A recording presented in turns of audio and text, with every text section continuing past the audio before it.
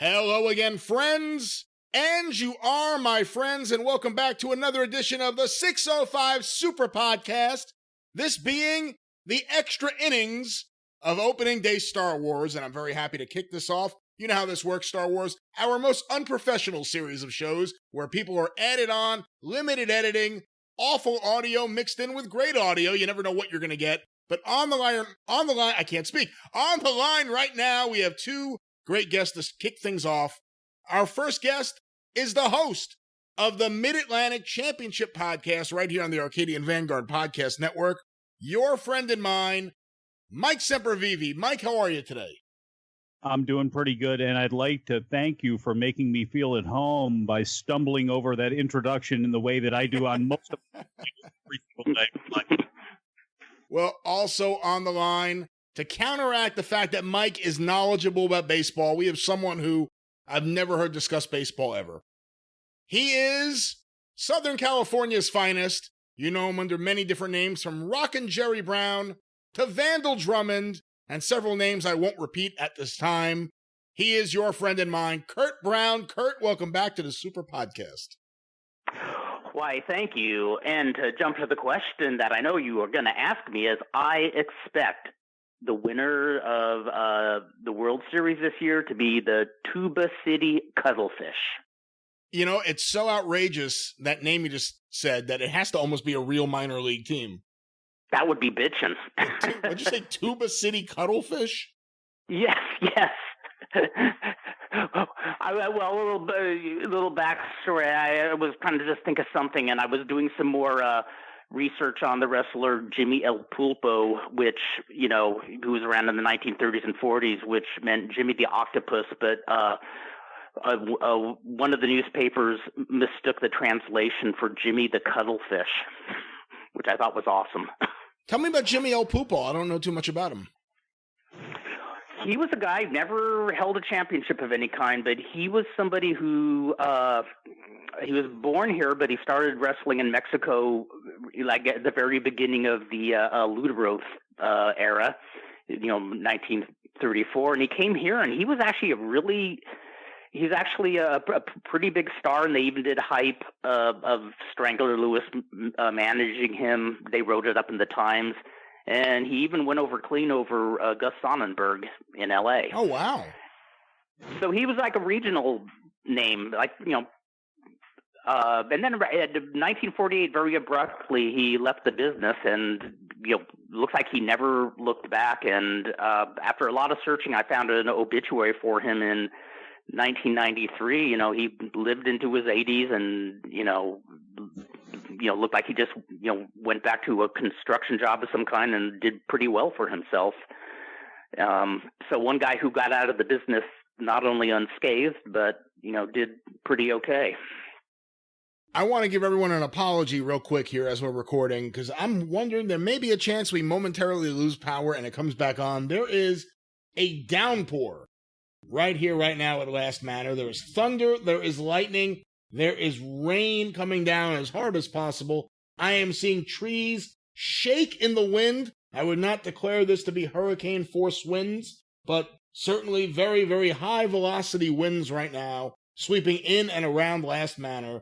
I feel like a weather forecaster. I'm doing this with great gusto as I relay what's happening here. But hopefully we keep our power. I have a generator, but it takes a second to kick on, so there's a chance everyone will be kicked off the call, and I'll have to add everyone back on, but we'll see what happens. But as you weather the storm, I think it would be awesome if you put like a sea captain hat on and a, you know, a big yellow raincoat of some kind, you know, just make it look like you're in command of this. I weather the weather, but also, Mike, I want to ask you. Whether or not. Mike, you are a... At the end, just make sure that you give a greetings and a 100-year-old birthday celebration, just like Willard Scott used to do as his toupee would go flying off in these conditions. Mike, you are a Washington Nationals fan. What's it like this year for you? You know, the season's about to begin. We all know why the season's beginning so late. This is the year you guys are supposed to, I can't speak. This is the year you guys are supposed to raise the banner. This is the year you guys are supposed to celebrate last year's World Championship, get the rings. What's it like right now for the Nationals? Oh, we're going to revel in this no matter what. And as far as I'm concerned, there is no 2020 season, certainly not a proper National League season with these rule changes and everything that's taking place.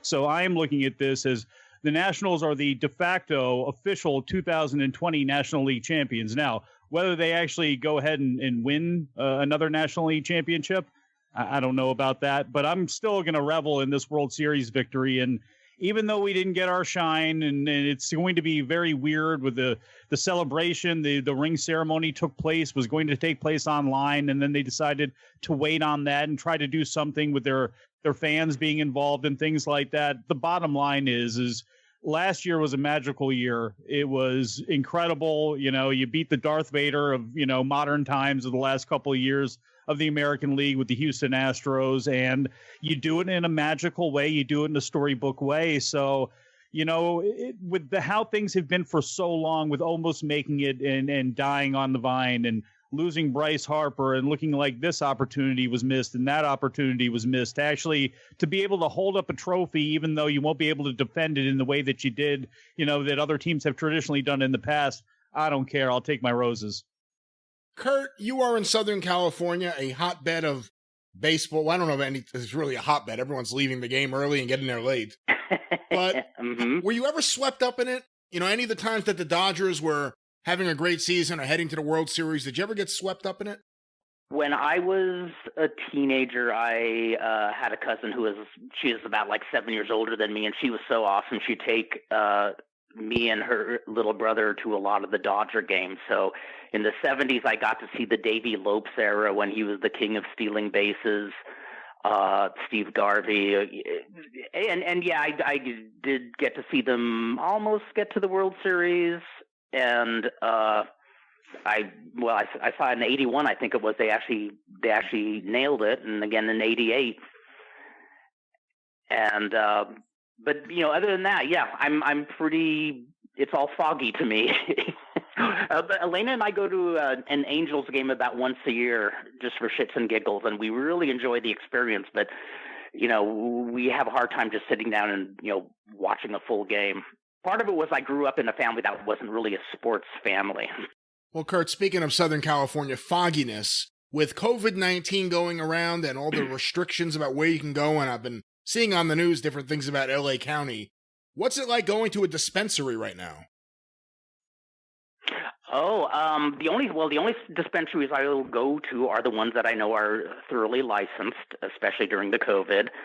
And it's I go to the MedMen one in Santa Ana, and yeah, they're very strict about the social distancing. They do that thing where they have the tape on the ground, making sure you're 6 feet apart from each other. You have to wear your mask, and but we're actually hunkering down enough. I mean, in the past I have had lymphoma, and I shouldn't be getting out too much and high-fiving people or anything like that. So we're trying to hunker down the best we can. But the only people we're hanging with are my sister and Elena's brother. And so we're gonna start trying the delivery route of dispensaries. Mike, I'm dealing with, and I just talked to Kevin Sullivan and John McAdam on Star Wars Part 1 about this. I don't want to send my kids back to school, and it looks like I'm probably not going to have to, because I think as of the last day, the governor has now come out and said if parents don't feel comfortable sending their kids, they can do online learning. We're not going to force them to. I don't see how they can make anyone go right now. I don't see how they can make teachers go in right now. Oh, they're trying to get my wife to go in. She's a speech therapist, and the teachers don't have to go in, but they're trying to say that she does. So we're livid. We're so pissed off. Mike, what about your area? You have a son. What's going on with the schools?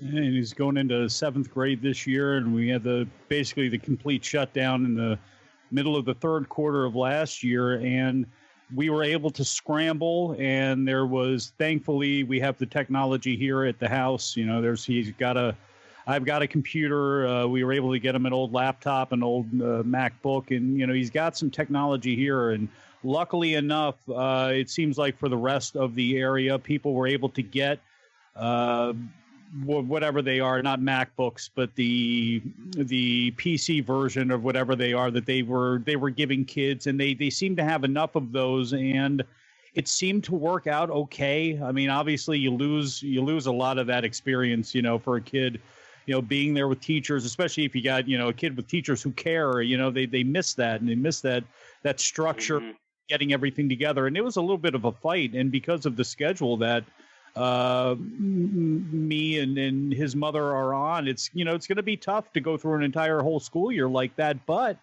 if that's what we have to do, that's what we have to do. And I'm a big proponent of the public school system. And I have a lot of concerns with what's taking place right now with a lot of the rhetoric.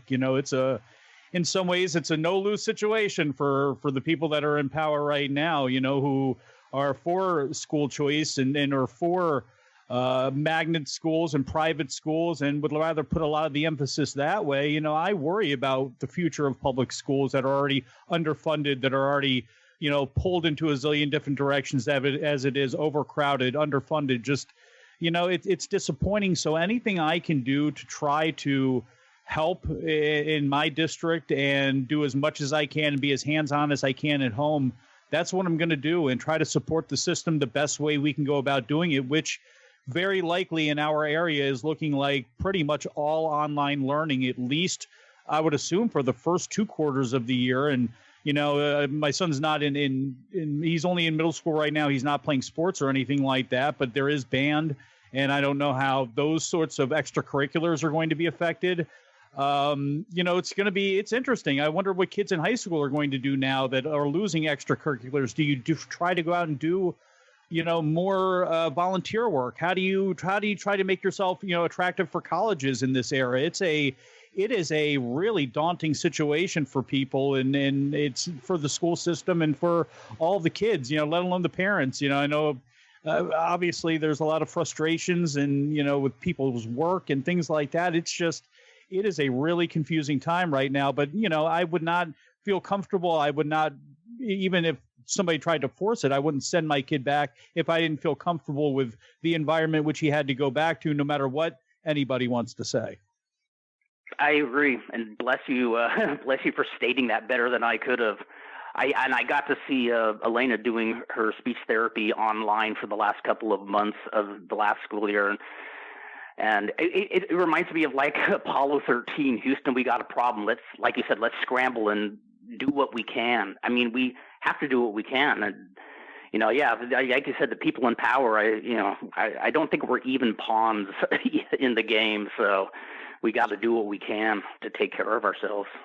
I'm for private schools. I'm for, if you want to send your kid to a Catholic school, all that sort of stuff, fine. That's great. But the bottom line is whether you send your kid to that school or not, the bottom line is the rest of the country is going to be, moved forward by lots of kids who went to public school. And just because you have things, that doesn't mean you can't support others. And always trying to be, when you take the athlete, when you take the kid and you make them basically an example where it's like you take the poor kid and you put him in the rich kid's school, and now he's got to deal with the fact that he's the poor kid in the rich kid's school, and he's looked at as, as a freak there almost. It's like, that sort of stuff. No. Mm-hmm. And yeah. School, at least that's where the playing field is the most even, and there needs to be, again, you can have all of these charters, you can have all these sorts of things. I'm fine if that's what you want to do, but I believe in the public school system that much, and that's where a majority of our future comes from, and we need to nurture that. Yes, I agree. Kurt, what's it going to be like for Lucha Libre and wrestling in Southern California when this ends? Do you think the crowds will come right back? Do you think people will be wary about going to the shows? How do you think this is going to affect wrestling in the long run? I'm concerned. Fredo and I were talking about this, and we both have, pretty much made a pact that even if they do start doing shows and they say it's okay to come out and play, we're waiting a while. Same with, who knows what happens with Cauliflower Alley next year, but we both said, now we're not going to a Vegas hotel next year, even if they say it's safe. It's funny, I've been reading, listening to podcasts and reading a bit on the 1918 Spanish flu, And it's amazing how many parallels, including Woodrow Wilson trying to downplay it, and make it sound like it wasn't such a big thing when one of the reasons behind it is he wanted to make sure men enlisted in the military that we didn't get a backup in that. And one of the most outrageous things that I read was one of the newspapers in Pennsylvania, had Woodrow Wilson's ear, or he had their ear, I should say, and they printed a headline saying, it's safe to go out and everything, but nobody believed it, but only because there was literally carriages going down the street telling people to bring out your dead. And that's what scares me about here is like when they reopened here in California a few months ago, my wife went to a restaurant that we like with some friends, and she went in and not one person working there or sitting down was wearing a mask. It's like people are just naive. I think they're being naive. And that's what I worry about the lucha too. I think they're going to start up too soon. We lost a local luchador to the virus. And, I hope he's the only one we lose, but it's spiking here in California. It's crazy. Have you watched any of the wrestling on TV? Any of the empty arena COVID era wrestling? Well, I'm going to sound like the ultimate traitor here, but I've only been watching the empty arena MMA. No, you don't sound like a traitor. You sound like a smart guy. No, it's not the same to me. It's just, not the same. But I got other things I can get into, so. The one thing with tapes, and a lot of things at your disposal, because it is tough, to not have that interaction there, and that's why MMA is easy to me, and I've been to enough boxing and MMA shows where nobody's there anyway, not. Yes. And I should say I've been to a lot of wrestling shows where nobody's been there, so I should be used to it. With WWE, their presentation sucks, in many ways. AEW's got a little bit of a better one at Daly's place, but still, you miss that feel. It's like having a rock and roll show or any type of musical and nobody there. It's just it's tough to get used to. It's a tough hill for me to try to climb to get over, but at least I can have my fill of other things, at my disposal here from the past, whether it be Mid-Atlantic or whatever it is, that stuff's available. So my wound is always going to be eased over with some salve of that. Now, if I had to come up in this generation and this was all I knew, I don't know. I guess my only advice for those people would be, go and watch some Japan tapes, I guess, of undercard matches where things are usually silent, so you could know what it's like to have relative silence during your matches. But it's just polite applause. My solution, I think, and I mean, graphic design is so prolific these days. I mean, the stuff they do, like with Fast and the Furious, all the special effects they have. My proposition is they should fill the stands of all the sports shows and wrestling shows. They should fill them with animatronic images of all the Sid and Marty Krofft characters like H.R. Puffin stuff, Lidsville. That would be money. Happy would be if you had the entire cast of DC Follies, like on one side. Yeah, exactly. With a run-in by Madam and Wayland Flowers. That's the way. We got to have a hologram of Fred Willard there as well, too, as the bartender. Absolutely. Oh, what would it be without him? God rest his soul. You bring up Wayland Flowers. Have you seen what Madonna looks like lately? No. Oh my God. She looks like Does she look like Madam? Yeah, she looks like Wayland Flowers should have his hand up her ass. I don't know who her plastic surgeon is, but she looks like Madam. Okay, now I'm going to have an image in my head of Wayland Flowers with his hand up Madonna's ass. there was probably a few year span where she would have enjoyed that, but I don't know where she is today. Exactly. Kane didn't. What's that? Say that again, Mike. How did you know Big Daddy Kane didn't? Big Daddy Kane. That's see, I don't know this. Did Big Daddy Kane hook up with Madonna? Well, that was the whole thing with the sex book way back in the day, because he was in there, and he has always been, I believe, gentlemanly and said nothing took place, which is hard to imagine considering that Madonna would have had some interest, I would assume, in Big Daddy Kane, surely. I remember reading a biography of this gay porn star who died really young of a drug overdose named, what was the name? Joey Stefano.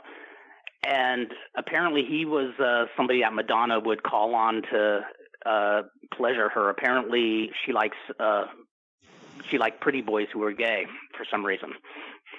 Oh. Well, we're taking a turn. Once we mentioned Waylon Flowers, this show went completely off the rails. It doesn't get more bitchin' than this, I must say. Hey, Kurt, what about that poster I sent you on eBay the other day that obviously Vandal Drummond is listed as one of the names, which I was surprised by. It wasn't one of the names that you used with Incredibly Strange Wrestling. It was actually Vandal Drummond. What can you tell me about that poster? Oh, I don't know who designed it, but one of the promoters of Incredibly Strange Wrestling was August Ragone, who I knew him for a while when we were involved, but I didn't know until just a few years ago because my brother-in-law, Anth, he is a huge Godzilla fan, and August Ragone is somebody who's very respected for his knowledge on Japanese sci-fi and monster movies and Godzilla. I think he's even written some books, if I remember correctly.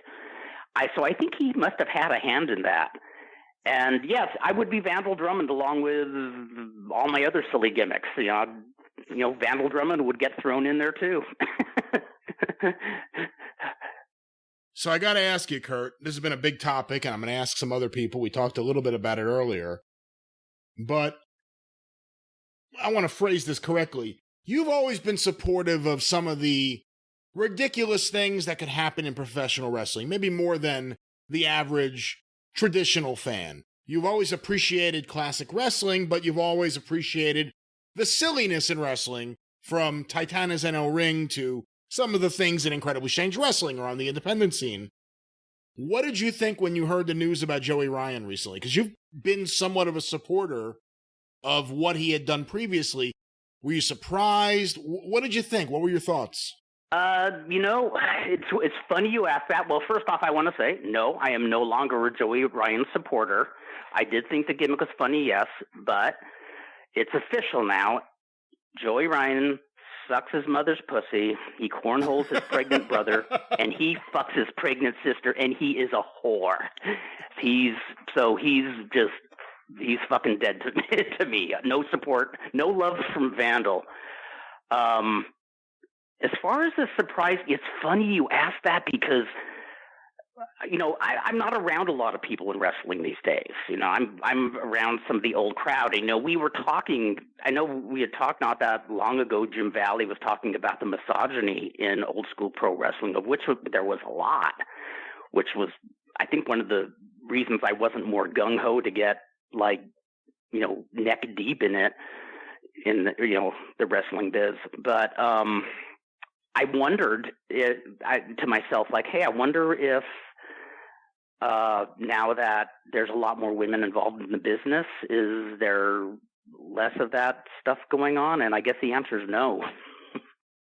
No, I think one of the big differences is guys like Joey Ryan would attempt to, as they say now, be woke, would attempt to be the one to shame other people and say that, misogyny has no place in the business, and the business is so much better than it used to be because these guys and their outdated way of thinking about everyone else and women, they're out of the business. Meanwhile, it turns out what his gimmick was very close to real life. Grab my dick. That was really close to real life. No, that's a very good way of putting it. And, it makes me wonder how much stuff is going on that we don't know about. And I wonder if the wrestlers, who have bad attitudes towards women are focusing on the women in the business instead of the women who are fans now. And, I know I'm in the minority of the old school fans, but I always detested the term ring rat. I just, and the wrestlers I know who used it, they didn't use it fondly. They were snarky and just like, oh yeah, that slut, that ring rat. Meanwhile, they'd sleep with like just whoever, and I don't know. Mike, what were your thoughts when you heard about Joey Ryan going down? Maybe I shouldn't put it that way. What were your thoughts when you heard? What were your thoughts when you heard about Joey Ryan's accusations? He was never a personality and a character that I much cared for anyway. And I thought a lot of how he came across was that fake wokeness.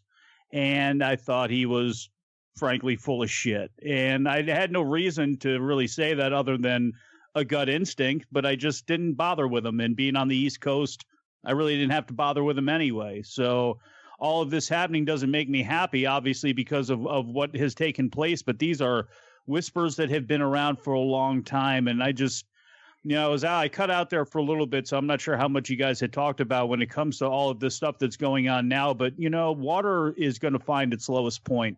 And we have moved from maybe a lot of alpha males, a lot of guys used to get in their way. Maybe that's, if you're going to look down at quote unquote old school wrestling that way and look down on those locker rooms, that's one of the reasons you can do that. But now, now you're just exchanging the athlete for maybe the gamer or the person that wasn't that popular in school and got into wrestling and maybe has got a little success and now is trying to figure out a way where they can, all that they didn't get the girl before, but man, I can farm this one out now who's 16 or 17 or whatever at the wrestling school, which is bizarre to me too. I mean, but that's probably a subject for a different day. But it's like, these types of guys, look, it's nature and it's not a good part of it. But like, you can't look at the old locker room, everything's changed. No, it hasn't. It just takes on a different form. Those evils are there. That type of stuff is there. It just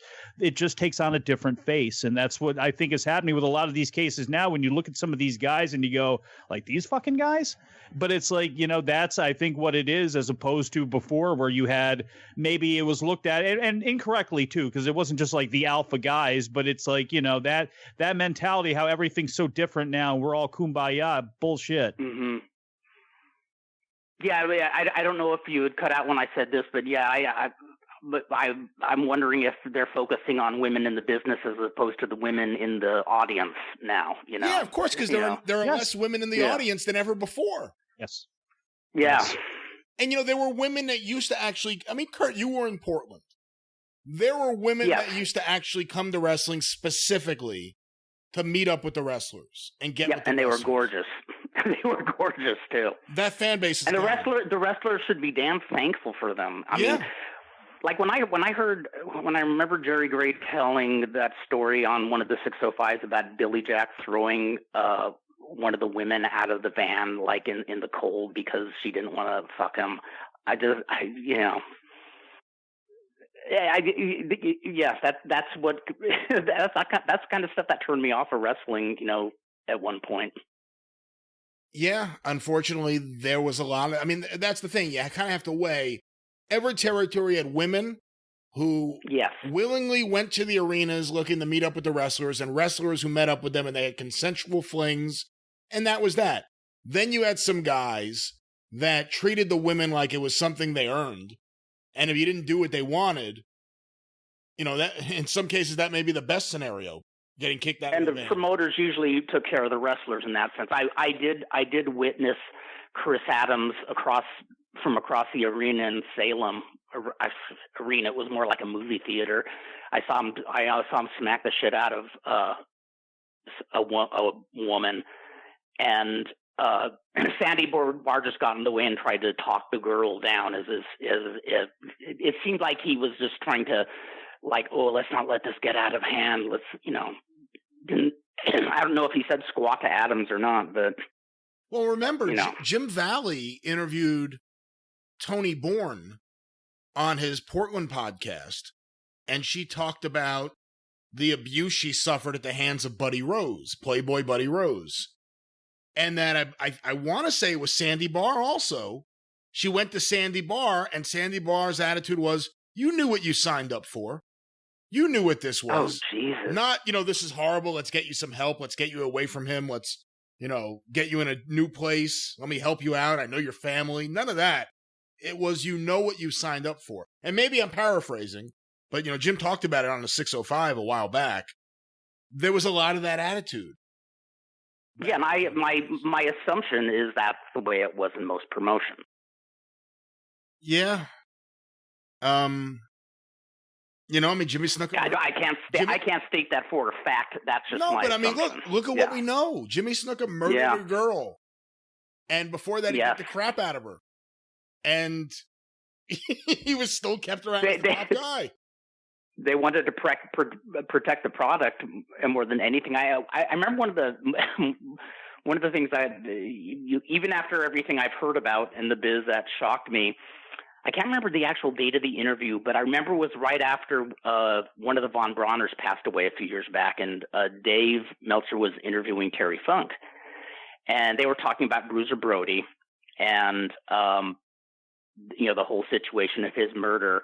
And Terry Funk actually said, well, I know, that they were covering it up to protect their business. And I don't know, maybe if it was my business, I would have done the same thing. And that kind of made my jaw hit the floor. To actually admit on a public forum that, like, oh yeah, I'd cover up a murder to save my business. Meanwhile, funny enough, it ended up destroying their business in a lot of ways. Yes. Oh yeah, totally. I mean, he might have gotten off legally, but the business was not the same in Puerto Rico after that.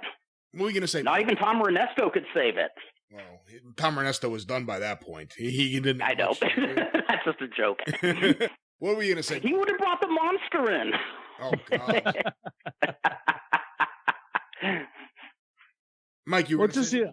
I was just going to say, just society as a whole. I mean, look at it's Jeffrey Epstein and Harvey Weinstein. I mean, look at a name like Mira Sorvino that thought she was getting blackballed because of Harvey Weinstein. And you think about the level of star, if you were from that era and who her father was and everything, and if he was able to put his thumb on her, and you think about just how many people, the Matt Lauer situation at NBC and just on and forever and ever, amen, where it's like, when it hits our snow globe that we love, our wrestling, it just, when it gets all shooken up and you're reminded of this stuff that takes place, it's awful. But then it's even worse when you put yourself back outside of again, and you think about how often this is taking place in all walks of life. And it's awful. It's just awful. And for this to rock wrestling in the way that it has, it was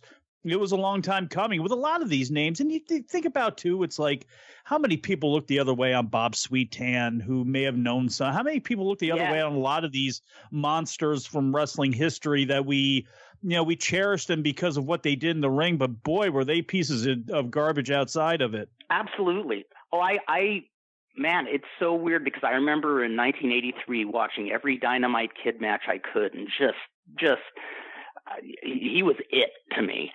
And now I try to watch those matches and I don't know, I feel conflicted now just knowing the type of sociopath he was.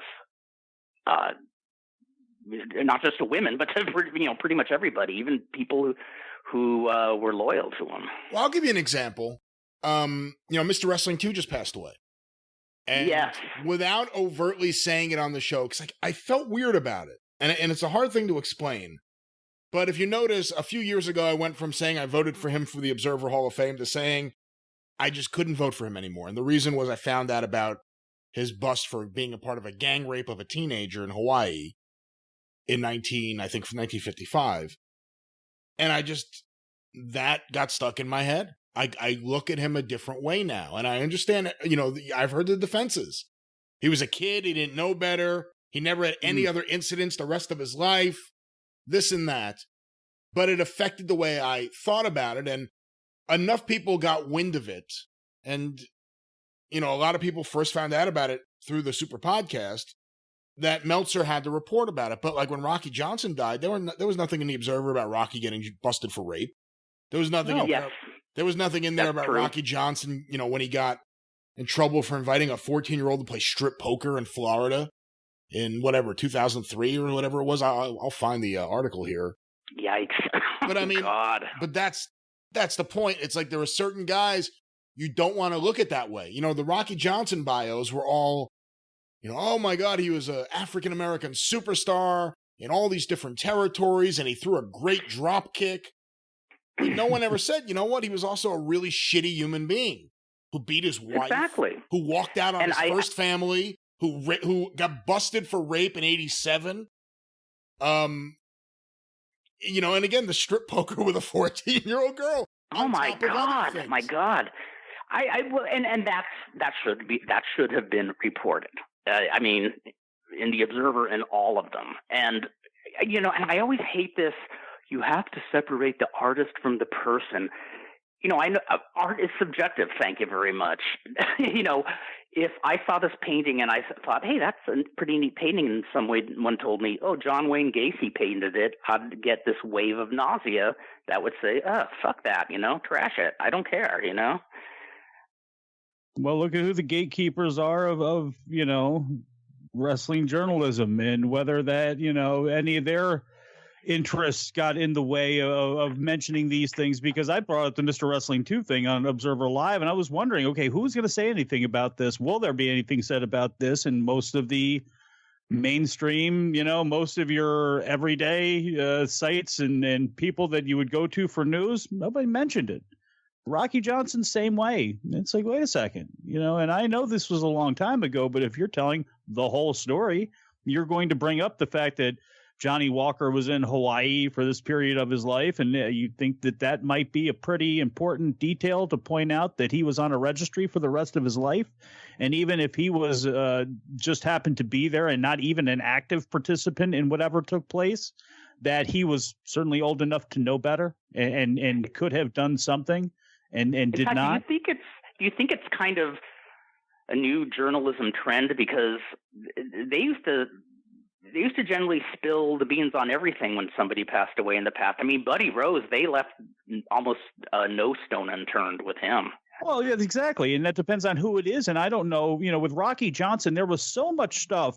And it's not like, you had to be completely deep on the inside. I mean, these were things that were printed in like newspapers and such that nothing. This is all because of why? Because you don't want to anger his son, because why him? And yet you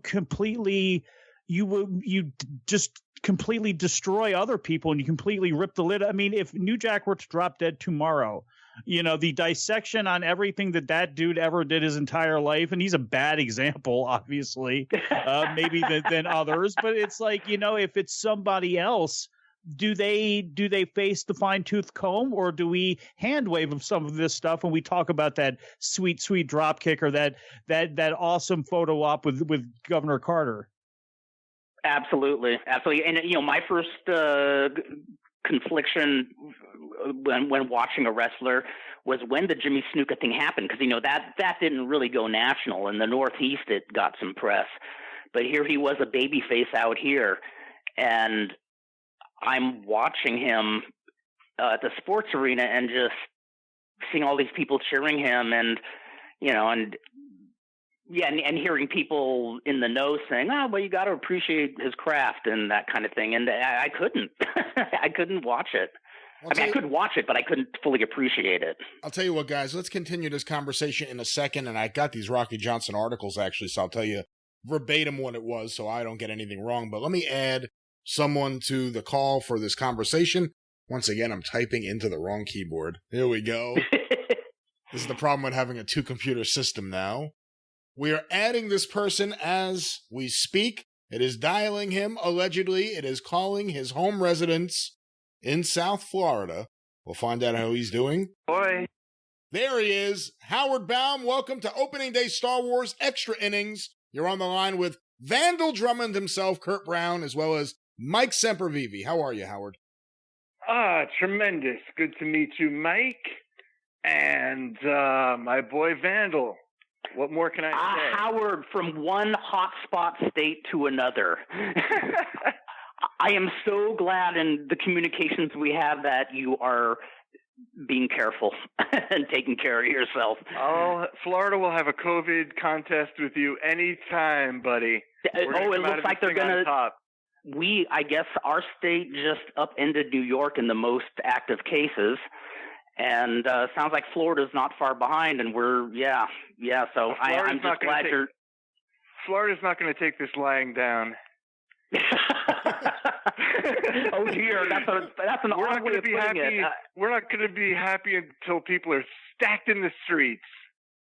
Well, I was telling the guys earlier, I was reading stuff on the Spanish flu, and there was all these parallels. One of them being a Pennsylvania newspaper tried to downplay it, saying everything's safe. But people didn't listen because there were literally carriages going down the streets telling people to bring out their dead. Right. And I almost think that's what it's going to take. I hate to say Right. it. Speaking of Philly and COVID, I happened to come across an Angel Amoroso video on the Facebook today. It's amazing how there's some kind of parallel behind, like, the wrestling mentality, people who are in the business, and, like, these conspiracy theories and whatnot. And so she was out there in Philadelphia where Rocky ran up the stairs and all that, and everyone's hanging around. And they're like, she went up to talk to the senator, like, everyone's lollygagging around. So I made a comment on her page. I said, hey, you guys ought to do the wave. Oh, you already are. Burn. Oh, Lord. Hey, before we get too far, guys, and I'm so glad to be on with Vandal because it's been a long day of waiting. I'm like Jimmy Page at the Atlantic 40th reunion. I thought I was going to go on at 11, and I've been drinking all day, and then by the time I go on, it's either going to be a train wreck, but I'm feeling good. But I sorry about this, Brian, but you might have been following this on social media and on various news sites. I know the Observer covered this last week, but I'm in the middle of a bit of an imbroglio right now. Imbroglio. It's neither here nor there. Tomato. So my lawyer drew this up for me, and in light of recent events, I feel compelled to read this at the top of my segment. And then if you don't want to use it and you can't, then I understand going forward. Okay, so you're ready? You sign off on this, Brian? I don't know if I sign off on it, but I'm perfectly willing to have you read whatever your attorney, obviously an esteemed member of the bar in South Florida, whatever he prepared for you. Today is on this day of the Royal Fabulous Moolah's birthday, her 97th birthday, 2020. Okay. This is Howard Baum speaking. Due to prevailing social attitudes, as well as an increase in my own personal understanding as a result of meeting with the American Hyperhidrosis Foundation, I would like to announce that I can no longer, in good conscience, continue to voice the character of Clammy Hands Ken Lucas.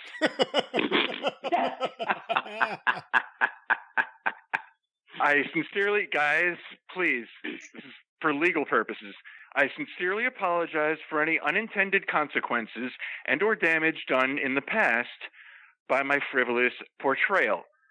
On behalf of myself and dry-handed people everywhere, I thank you. Well, Howard, I could so if that meets your approval, Brian, I think that we can continue. I can certainly appreciate the sentiment. However, it was nice having you on the Super Podcast, and I wish you the best in your future endeavors. Wish you well in your future endeavors. Have the coalition of people with clammy hands really been offering a boycott of the 605? Well, it's kind of under the same heading of why you're not going to hear from Pre-Op Terry Funk or Princess Little Teats anymore. Well, I can't remember if I put this on the Breaking Bowdrin or the Mothership page, but I found some old psychedelic book called The Glue Factory, one of these pulp paperback books. and the author's name is David Meltzer. And I thought, there's the perfect character for 605 is Bohemian Dave Meltzer.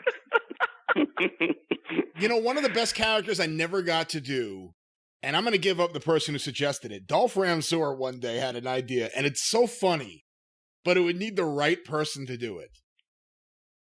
Because you'd have to be a Bowie fan, but you'd also have to know wrestling.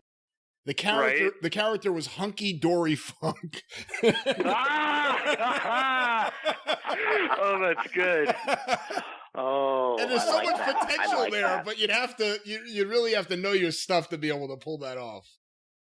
When you're a guy, other guys check you out. Hey, Howard, we were just actually, funny enough, when you were added to the call, we were discussing some of the recent scandals in and around wrestling and how, there's always been these scandals. It's just they didn't always get out. We talked a little bit about Johnny Walker.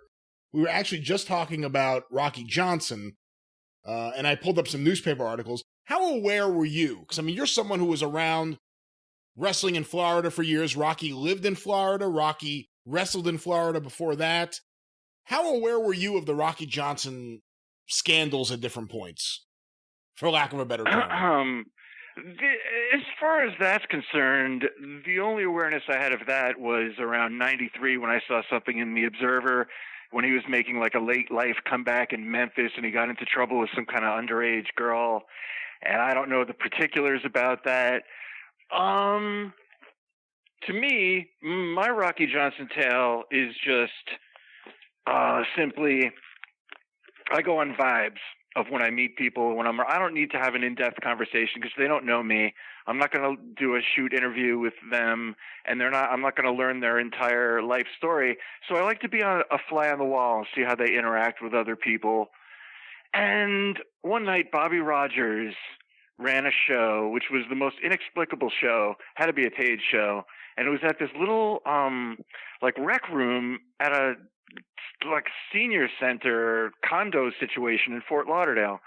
I don't know how many people they possibly could have fit in there. I don't know what anybody was thinking, but a bunch of local guys, plus Hack Myers, who was local at the time, Terry Funk, and Rocky Johnson. So I didn't even venture out by the ring once. I just wanted to sit there and soak up Terry Funk all night. And I did.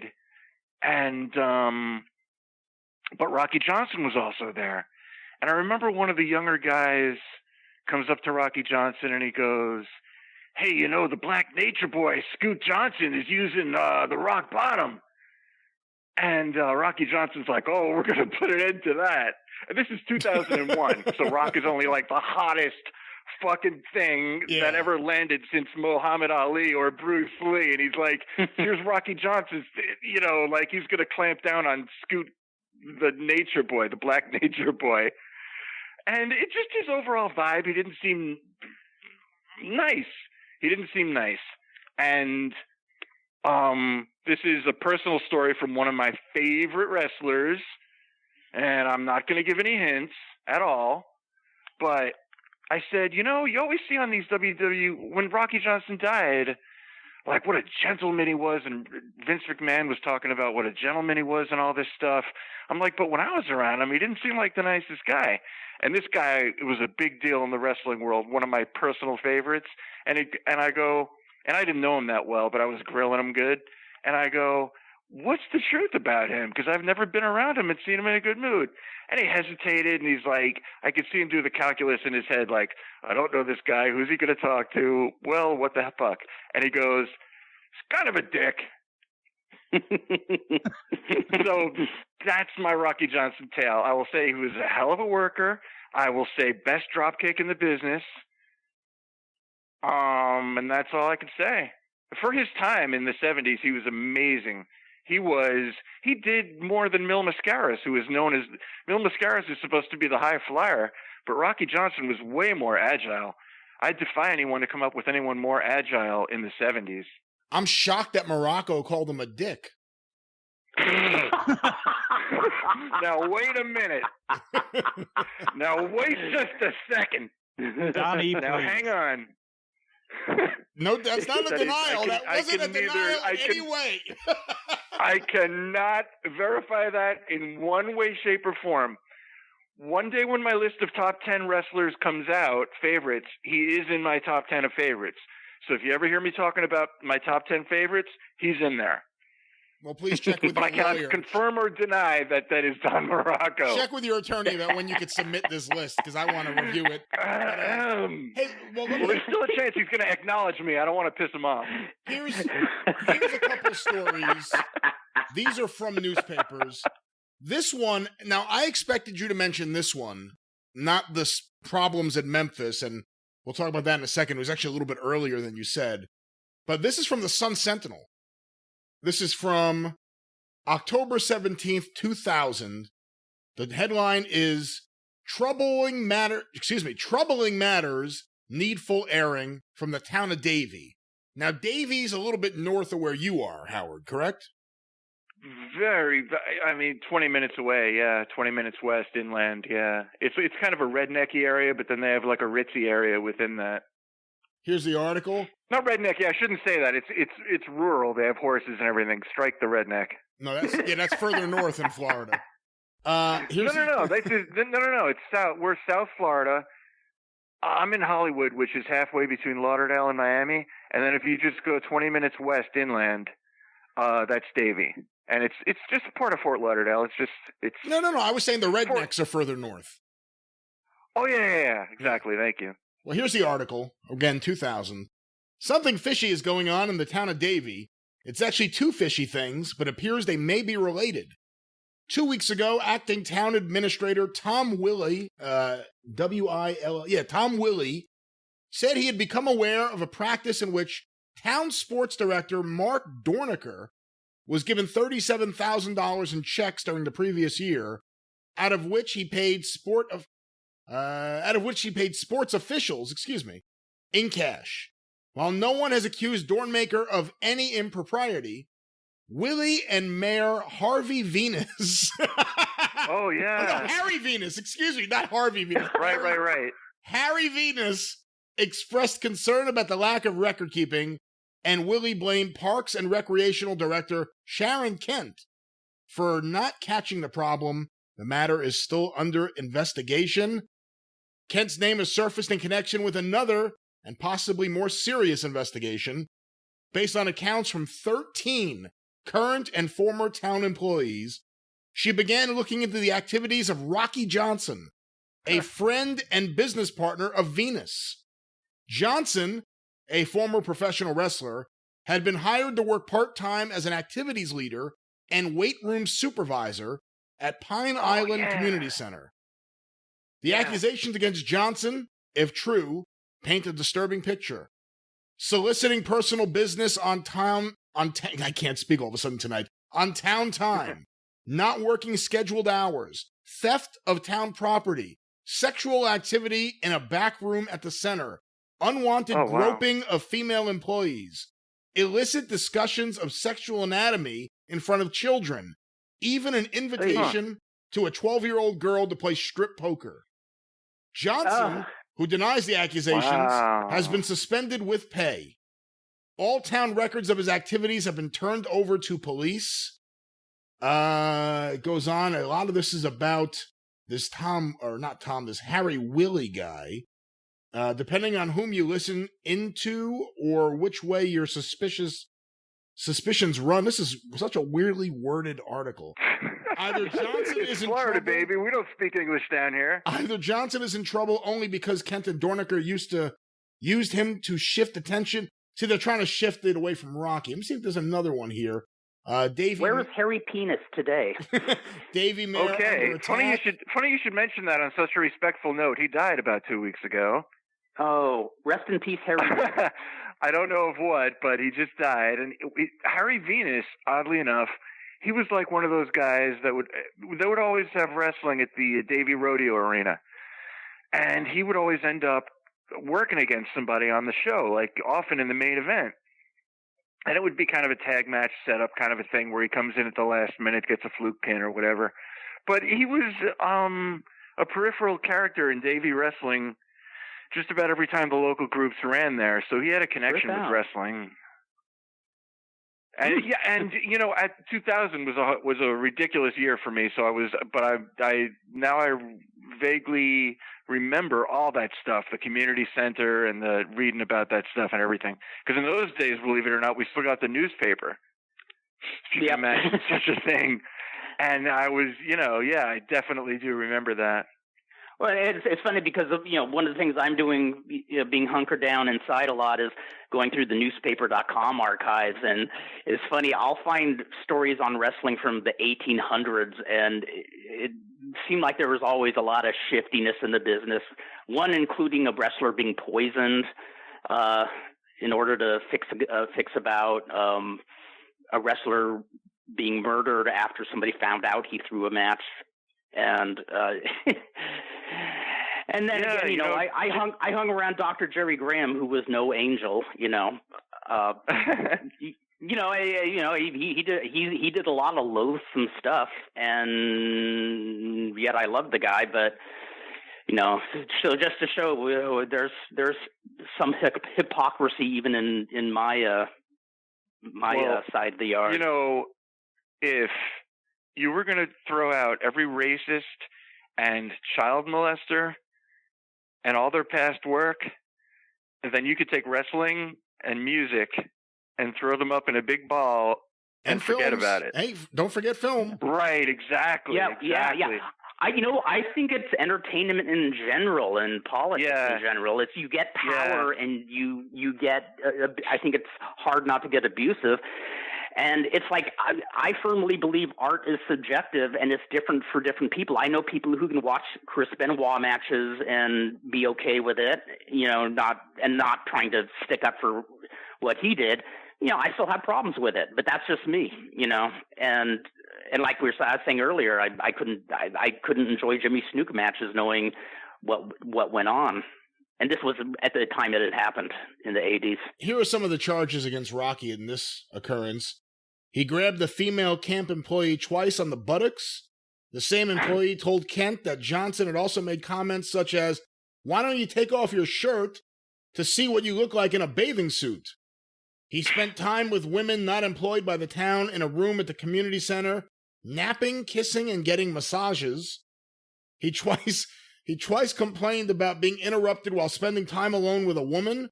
In one incident, a 16-year-old female employee walked in on Johnson receiving a massage from a woman straddling his back.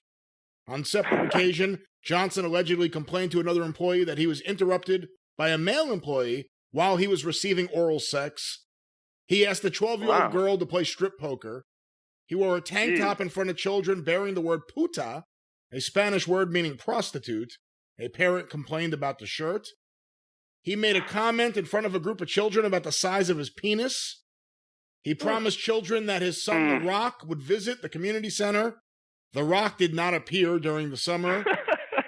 He left children supervised by only a counselor in training while they wrestled and boxed, and several children suffered injuries.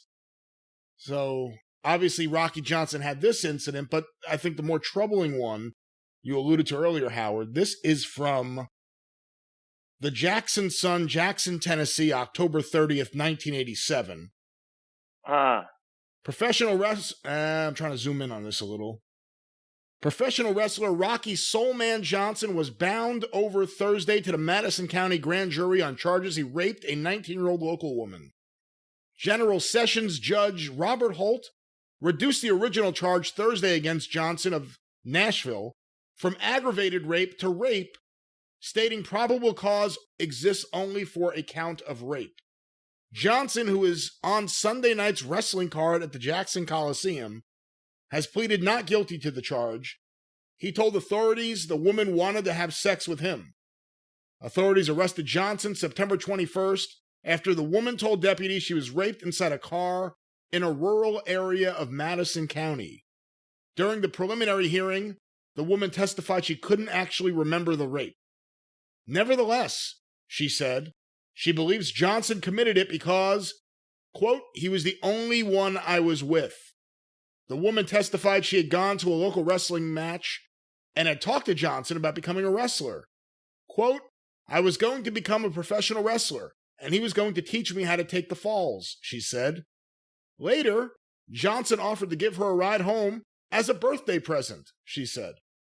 During the trip home, they made various stops, drank vodka, and talked about wrestling, she said. Johnson never forced her to drink the vodka or touched her until after she passed out, she said. The next thing she knew, she woke up in HCA Regional Hospital of Jackson with several cuts and scratches. Initially, the woman told officers another man raped her and that up to 4 men were involved. She said she made that mistake because she was still, quote, intoxicated at the time I gave the report. Sergeant David Woolfork, a sheriff's investigator, testified that the woman appeared to be very withdrawn during the initial interview. Johnson told authorities a different story. According to his statement, the woman's family wanted him to attend her birthday party. At some point, the woman asked Rocky Johnson to go with her to get something to drink, Johnson told authorities. Shortly after, he told authorities, the woman started to fondle him and performed oral sex on him despite his protests that he was married. To me, that last paragraph says it all. His defense, think about what wrestler has ever said, I'm a married man? His defense is she forced herself, the woman started to fondle him and performed oral sex on him despite his protest that he was married. So she starts giving him oral sex. He's like, no, you can't. I'm married. You don't do this. Please, no. Such a valiant attempt. Yeah. So again, to go back to the initial conversation, the Johnny Walker stuff got in all the stories. It couldn't be ignored.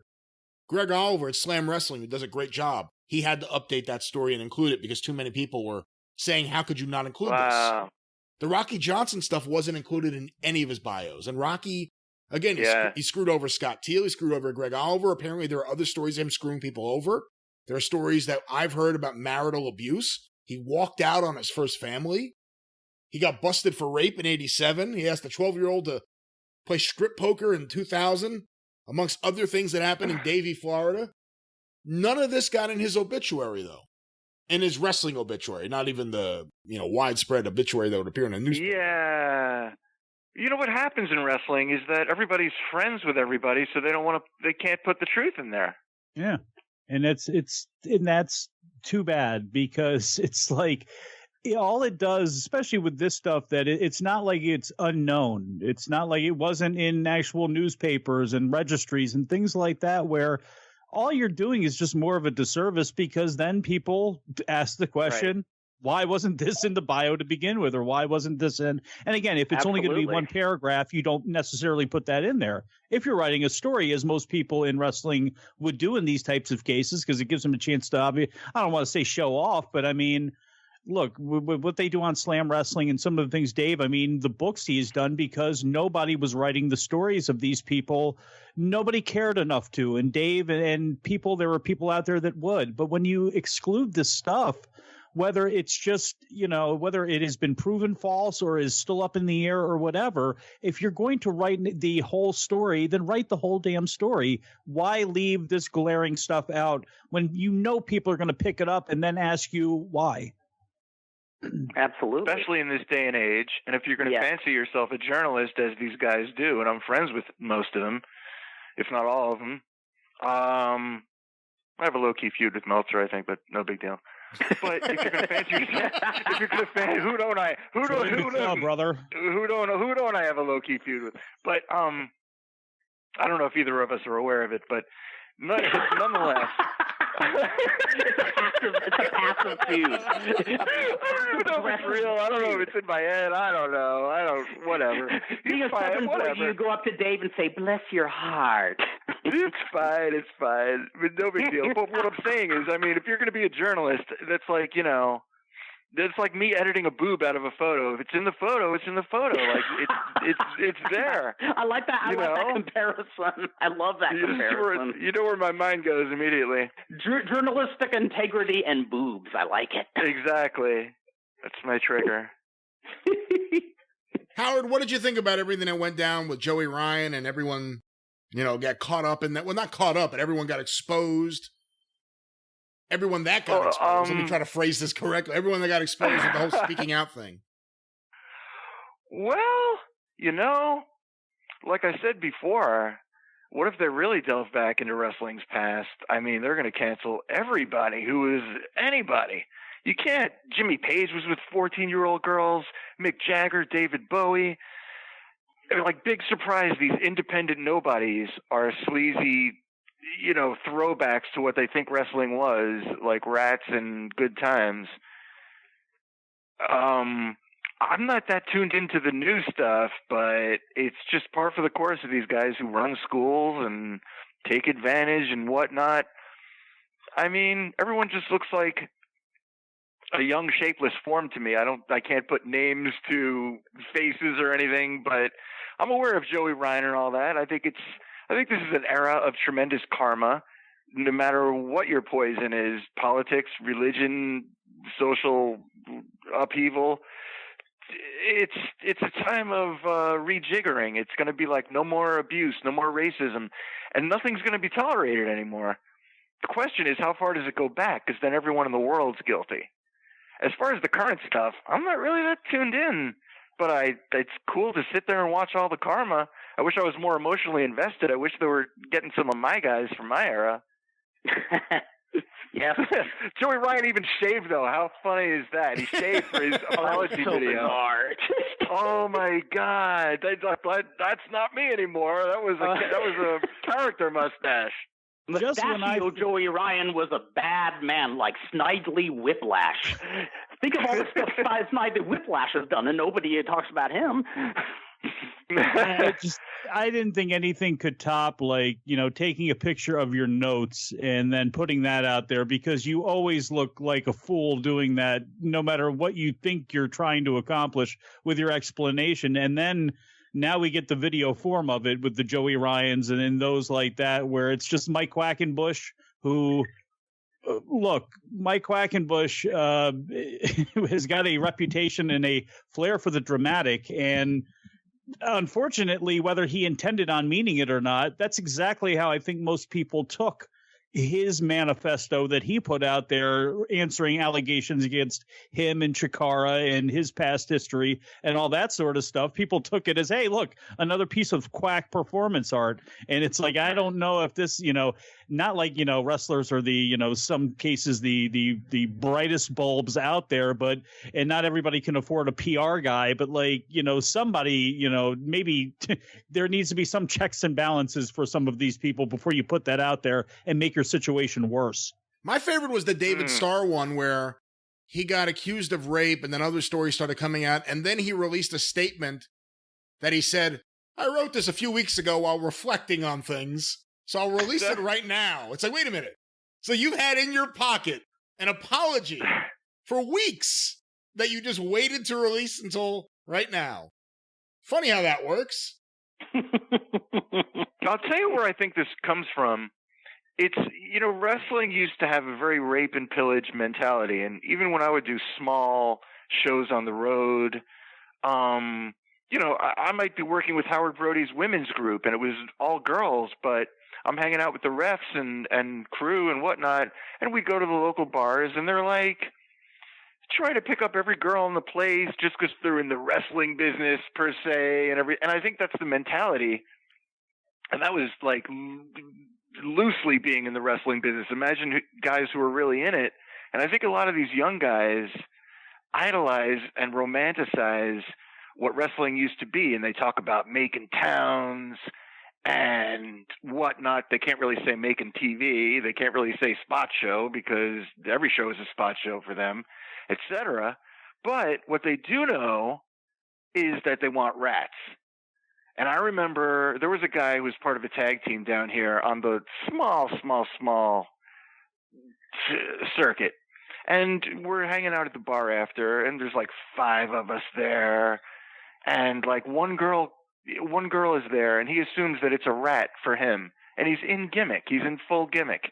Oh, this is like 5 years ago. He's like one of those guys.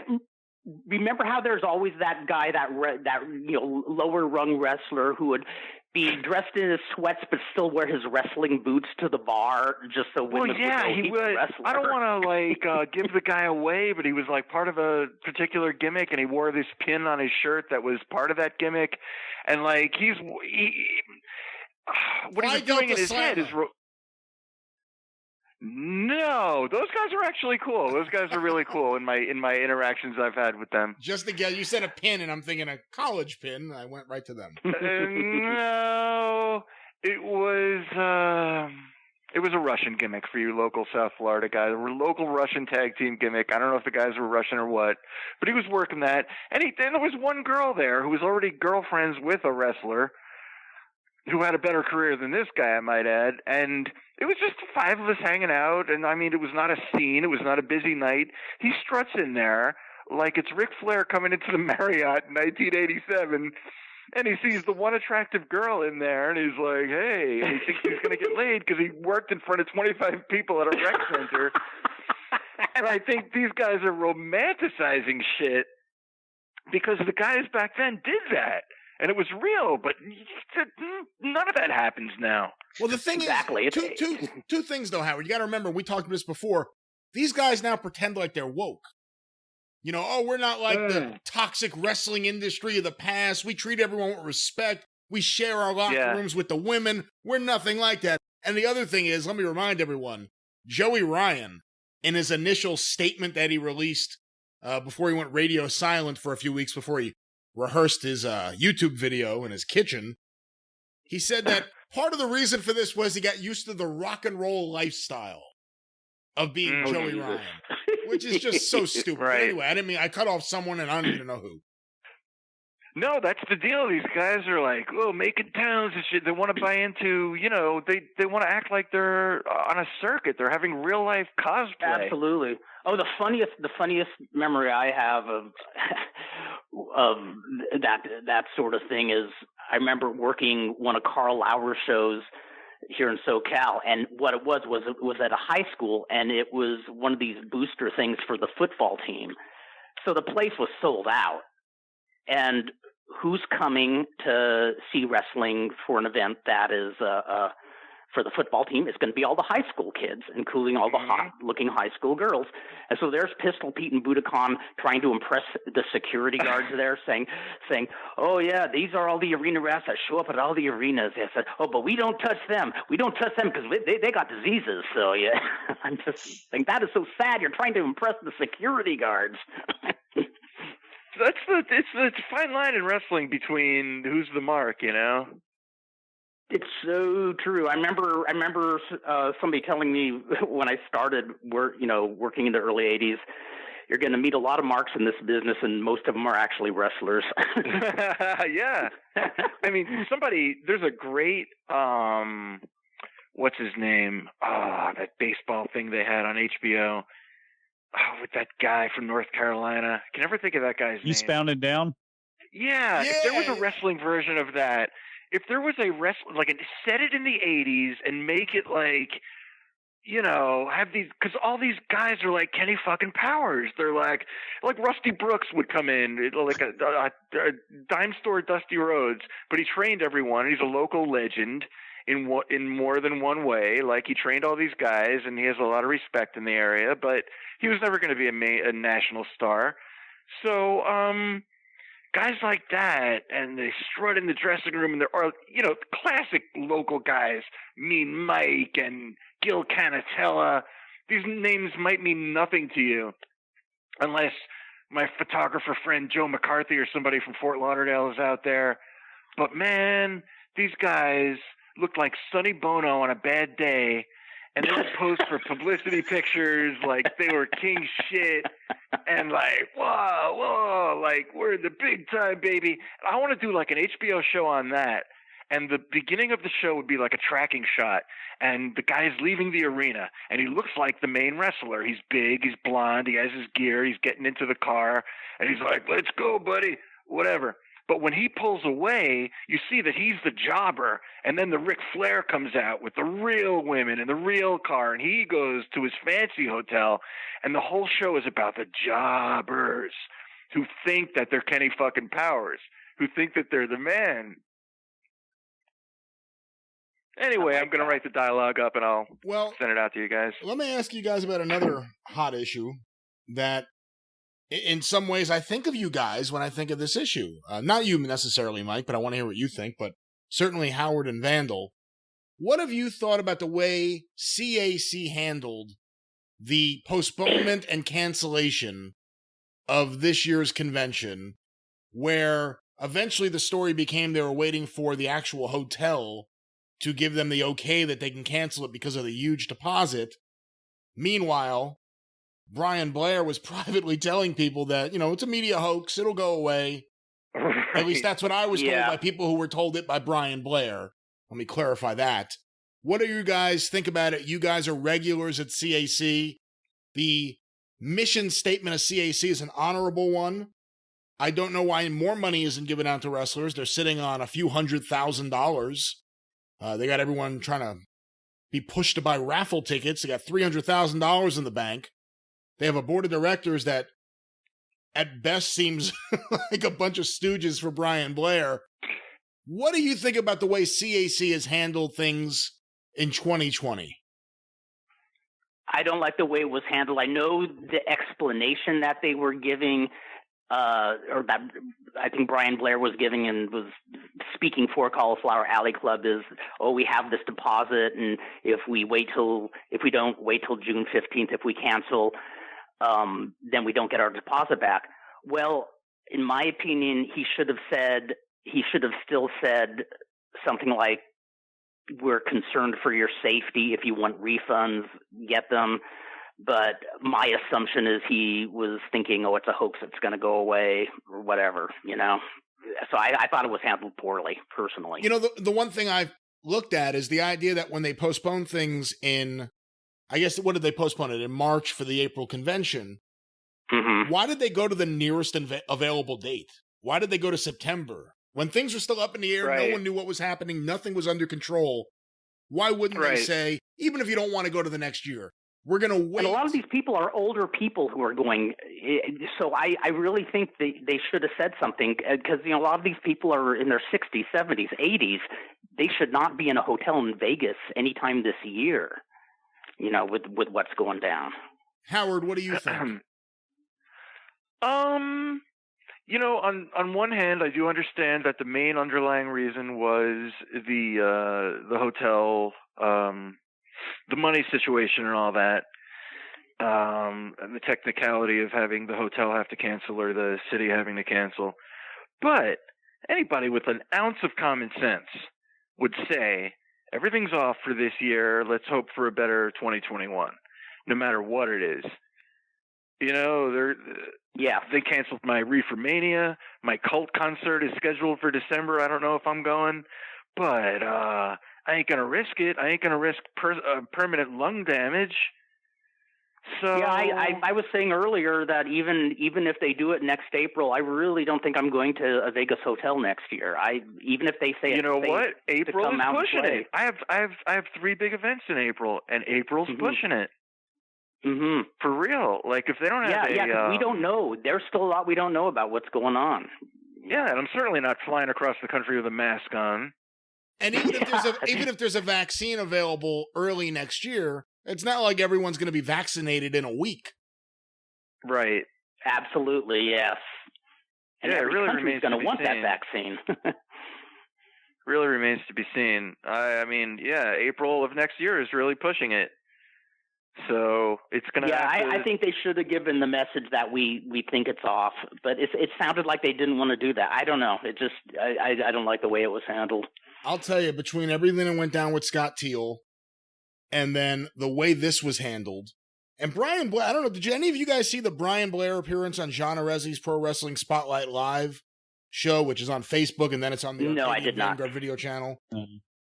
I'm kind of a recap guy. I like to let things happen, and then I just listen for the sound bites later. So the high spot. The fallout that I heard was that he kind of avoided the meat and potatoes of it, which is what I kind of thought he was going to do, which is why I didn't watch it. He went full politician on this thing, right? And I can't imagine anyone watched that and said, "This is a competent guy I would want leading a not-for-profit charity." He, when discussing the various complaints that have been out there, and I'm the one who made the most complaints who isn't a member and won't be a member. I refuse to join because I don't know what they're doing with money. And by the way, good luck making that call next year for the 605 table, Chase. I'd like to hear that conversation. Well, that would be frightening. Yeah, hi, this is Chase Pecoraro from the... Well, I'm calling from the Paz, Manitoba, Funny enough, so Brian Blair starts saying on there, and again, knowing what I know, all of a sudden he's like, and Greg Oliver, we're going to honor him this year, and he put out a bunch of stuff about, the problem with this, and I love Greg, and I love Scott Teal, which is probably news to Scott Teal. And then he says, and Brian Last lambasted me, and I love Brian Last. I've never spoken a word with Brian fucking Blair. And then later on, John Arezzi, who's is he the love guru now? John Arezzi, who's a reasonable guy, was trying to, in the nicest way possible, explain to Brian Blair that you can't deny science. That this is real, this is happening, and we need to all do the right thing to prevent it from getting out of hand, which is getting out of hand in several places, including Brian Blair's home state. At this point, John Arezzi pulls up a face mask. It's a Mets face mask. Because like me and all other reasonable people, other than Mike Sempervive, he's a Mets fan. And Brian Blair, full politician mode, Brian Blair goes, yeah, you see, I love the Mets. The Mets are doing great. There's been no fucking baseball. There's been no baseball. The Mets are doing great at what? At what? Oh, my God. Okay, so Brian, this is what I want you to do. Since he loves you, since Brian Blair loves you, I want you to get him on the podcast and tell him that one of the 605 members is a very, very proud fan of the Tuba City Cuttlefish. That would that'd be like the pinnacle of my Are you kidding me? Are you kidding me? I love Tubby the Tuba. I love Tubby the Tuba. Yeah, it's unfortunate. I wouldn't get Brian Blair on the show. I same wouldn't let him on the show because you can't get honest answers out of him because he wants to be a politician. I've dealt with real politicians. I can't look at someone who's trying to be a politician and not just laugh. And I don't take him seriously. And Brian Blair is not welcome on the Super Podcast. And there was some stuff that went down behind the scenes a few months back when that Scott Teal episode was in production that really, really pissed me off about Brian Blair. And as it was actually in the midst of happening, he attempted to declare the 605 Super Podcast like the #1 podcast that supports CAC. And I let word get out that he better not fucking do that. Because the timing was fucked up and it was completely disingenuous. And it was an attempt to babyface himself with me and the audience of this show and all the Arcadian Vanguard shows. And I snuffed that down right away. And no, Brian Blair is not welcome on these shows, and I think it's about time that CAC releases a full accounting publicly so people see where the money is, where the money's going, and how the money's spent, and how much money's there. And I think CAC needs a true board of directors, not just a bunch of flunkies for the president. And CEO, the CEO of what? Of what? I don't have a dog in that fight. I would say for clarity purposes, that it certainly sounds like they need that and have needed that for quite some time. And it would make sense because then it would alleviate a lot of these questions that people have had for quite some time about where the money is, where does it go, how is it distributed, and all of that sort of stuff. And even forget about anything new that has taken place or how he has handled this whole pandemic and not canceling and all of this other stuff. What has the CAC done to ingratiate itself to new prospective members? Because That's been one of their biggest problems for a long, long time, is much like the aging demographic of who watches WWE programming. That's everybody who's not watching Fox News, apparently is who's 75 years old, maybe watching NXT. And other than that, you're out of luck. I mean, it's the same sort of thing with the CAC where, the only reason I have interest in the CAC has been because for years it's been that mythical thing out there that Nick Bockwinkel, and they used to honor boxers and this, and then I have this fake sense of what it is, but other than that, it doesn't mean anything. I can donate directly to my favorite wrestlers now. I can PayPal them money. I can, there's a zillion different ways. There's GoFundMe for, like our Jerry Howard, Gray, I believe, has gotten OnlyFans. I believe he might be doing something with later on. But what have you done? How are you benefiting the history? I mean, the 605, and I'm not just saying that because we're all on here, but one of the reasons that we're all on here, and they're the Dan Farrons and the Jeff Bowdrins and all of these people that have some association with the site, John Arezzi, is because we all love history. We all love wrestling. How are we getting anybody new who's out there? How can we make them love it? How can we make them honor the past? And they don't seem to be doing a goddamn thing and have never really been able to figure out a way to get anybody new into that clan. Yeah, I mean, I've said this before. The main reason I go to Cauliflower each year is because that's the one time I can see all my wrestling buddies who I normally don't get to see. Get to see Howard, get to see Tom Burke, get to see all the people that I've known for years, and that's kind of the hub, I suppose other places, Now it's totally about that for me, because it used to be what Mike just said. You go out there and you see the living legends, the actual dinosaurs, rub elbows with Lou Thez, Nick Bockwinkel, for God's sakes.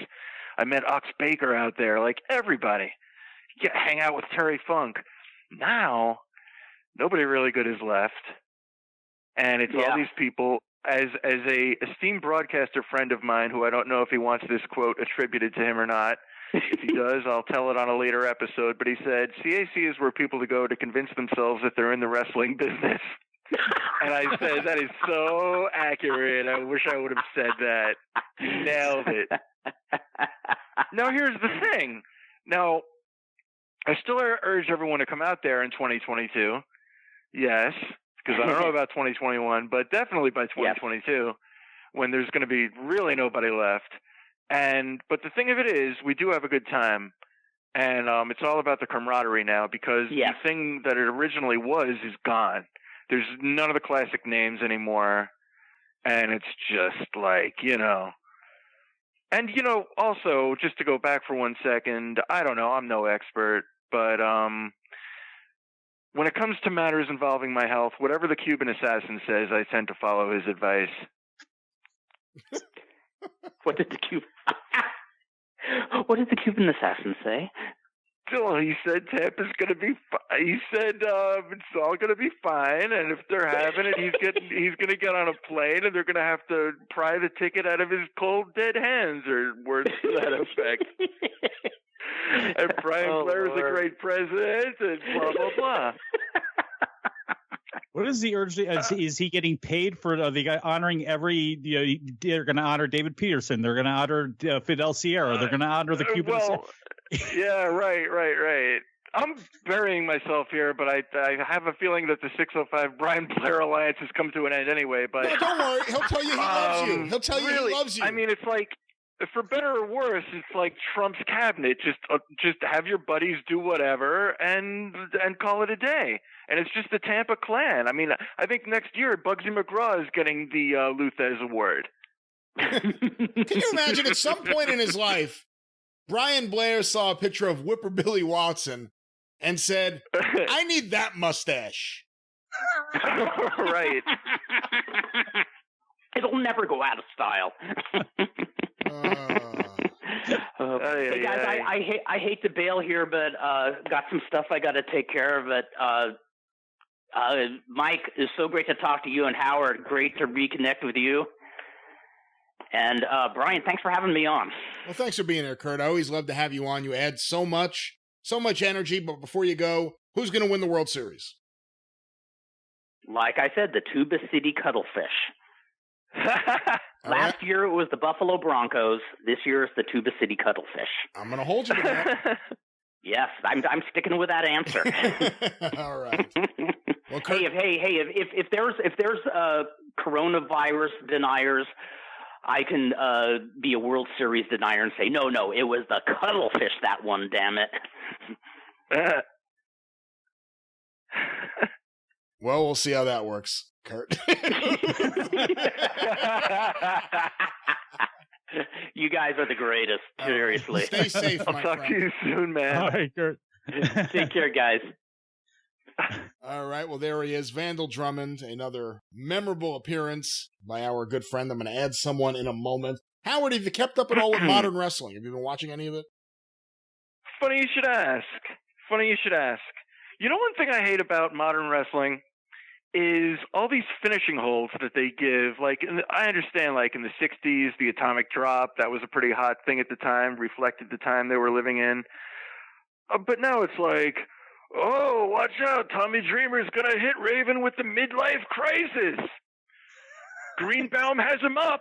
It's the minimum wage. Oh, my God. Greenbaum. So like you were saying the other night with Cornette, wrestling is silly and fun. I hate when people describe wrestling as fun. Oh, Bobby Duncombe came out and had a fun match with Pete Sanchez. It was a fun match. You sat there and giggled. Well, you see that a lot. That was a fun match. Brad Armstrong came out and worked Kevin Sullivan in a fun match. That term has been used more lately than ever before. I hate that. Wrestling's supposed to be fun. No fun. You're supposed to just enjoy There was no fun match when I was shooting the fabulous ones against the Sheep Herders of the Mid-South Coliseum. That wasn't a fun match. How many fun King Curtis matches were there? How many fun King Curtis matches? Exactly. You call that fun? Crowd's ready to riot. You know? Well, even if let me determine if it's fun or not. Stop winking at me every fucking second and turning around and reminding me that this, much of it is horse shit, because there's still that little part of, and I can accept a lot of horse shit at this point. I've got to watch it every day. And there's some stuff that I actually really like that I know Brian would kill me for. With that said, for God's sakes, it's still supposed to be something that was rooted in sport, and there's still great stories that you could tell from sport that would make some sense, that you could tie in, and that, I understand that we're going to have the cinematic presentation of the Bray Wyatt match, but Cesaro and whoever, that doesn't have to be a tables match, with all these goofy rules and everything and the constant winks and this and that. Just give me the damn match. Is that okay? It's that 31 flavors thing. It's like, just give me the 3 or 4 flavors I'm looking for in my banana split, and then you can have your, triple Sunday, whatever it is, 75 super kick, Canadian Destroyer finale Sunday, whatever the hell you want to have. Yeah, wrestling has devoured itself. Well, one of the things we talked about, I think it was right before you got on the line, Howard, is the fans. Were you already on the line when we were talking about the fact that those female fans aren't there anymore? No. Just look at the fans in the crowd. I mean, we could talk about the fact there are no old people, or at least if there are old people, they aren't dressed like old people anymore. And you don't even see as many small kids, and you don't see as many women. There's one type of fan that predominantly goes to these shows now. They've chased off every other fan base. There's name one other entity in sports or entertainment that cannibalizes itself like professional wrestling. And what's weird is that trends go from one company to another, like the Rona. It just spreads. It's like the outfits and the presentation and the interview style and the production. It's like whatever WWE starts doing, everyone starts doing, and then it becomes this swirling circle of just bullshit. Everyone declares that they hate WWE, and then they go and copy WWE. Always. Yes. Ever since the 80s, every independent group does like whatever. WWE starts the ramp, every little indie group has to have the 4-foot-long ramp just to say they had a ramp with some little party DJ lights above it to say they had a ramp. You know, I mean, if any group had a brain in their head, they'd come out, they'd work UWFI-style matches, they would have no entrance music, they would have guys that you don't know about except to say that he's a badass, walking down the aisle. Oki Shakina scared the crap out of me. No entrance music, just a weird, mean-looking guy coming down the aisle. That's all it takes. What the hell? Like Cornette always says, it's not rocket science. Tell you what, guys, I'm going to add someone to this call. I believe he is now available. He'll join us for a few minutes. I do have to, at some point, watch wrestling tonight, because I have to review it for the Cornette show, which is unfortunate. But let me add this person. I think they're there. We will find out shortly. We are adding this person right now. Let's see how this works out. We are calling him. Hello? There he is, Mr. Wrestling, John Arezzi. Welcome to Opening Day Star Wars Extra Innings. Well, it's a pleasure to be here. On the line with us right now, we have Mike Sempervive and Howard Baum. I believe you met Howard. You met him at Cauliflower Alley, right? No, never. Oh, really? Never. What an honor, John. Good to meet you. It's an honor to talk to you, my friend. How are you? And Mr. Sempervive, it's been a while. It has. I hope everything is going well for you, sir. It seems like it is with the new Facebook show and everything. Congrats. Things are picking up steam, as they say. Can you rig a couple auctions for me? Would you mind doing that a little bit? Sure. What do you need? I need it all. I just made a private deal with someone from Slam Wrestling who wanted some Randy Savage stuff, and I put together a nice package for her. For her? So you've narrowed the list of people it could be down to a select few. Select few, yes. Well, we'll see when they appear next on Pro Wrestling Spotlight Live, if we see any Randy Savage stuff in the background. Before we talk any wrestling, John, did you see the Mets news that just came out? Stroman. Marcus Stroman, yeah. Yeah, that's not good. That's very bad, actually. That's devastating. Yep. Mike, did you hear? No. Marcus Stroman, a tear in his calf muscle. So he was predicting a dominant season. It may not be happening. Ooh. Now, is there any indication how long he's going to be out for? I have not seen that yet. I've been recording, and I just saw it flash by me on social media, and I said, oh, no. I'm not going to stop and read that article now because it'll piss me off for the rest of the night. So I'm going to wait until we're done recording, and I'm going to take a look. But Get Juan Lagares back today, so that is joy, happy. I didn't see that. We got Juan Lagares back? And another fairly big name, a second baseman, power hitter. Carlos Baerga. No. Actually, a fairly big name.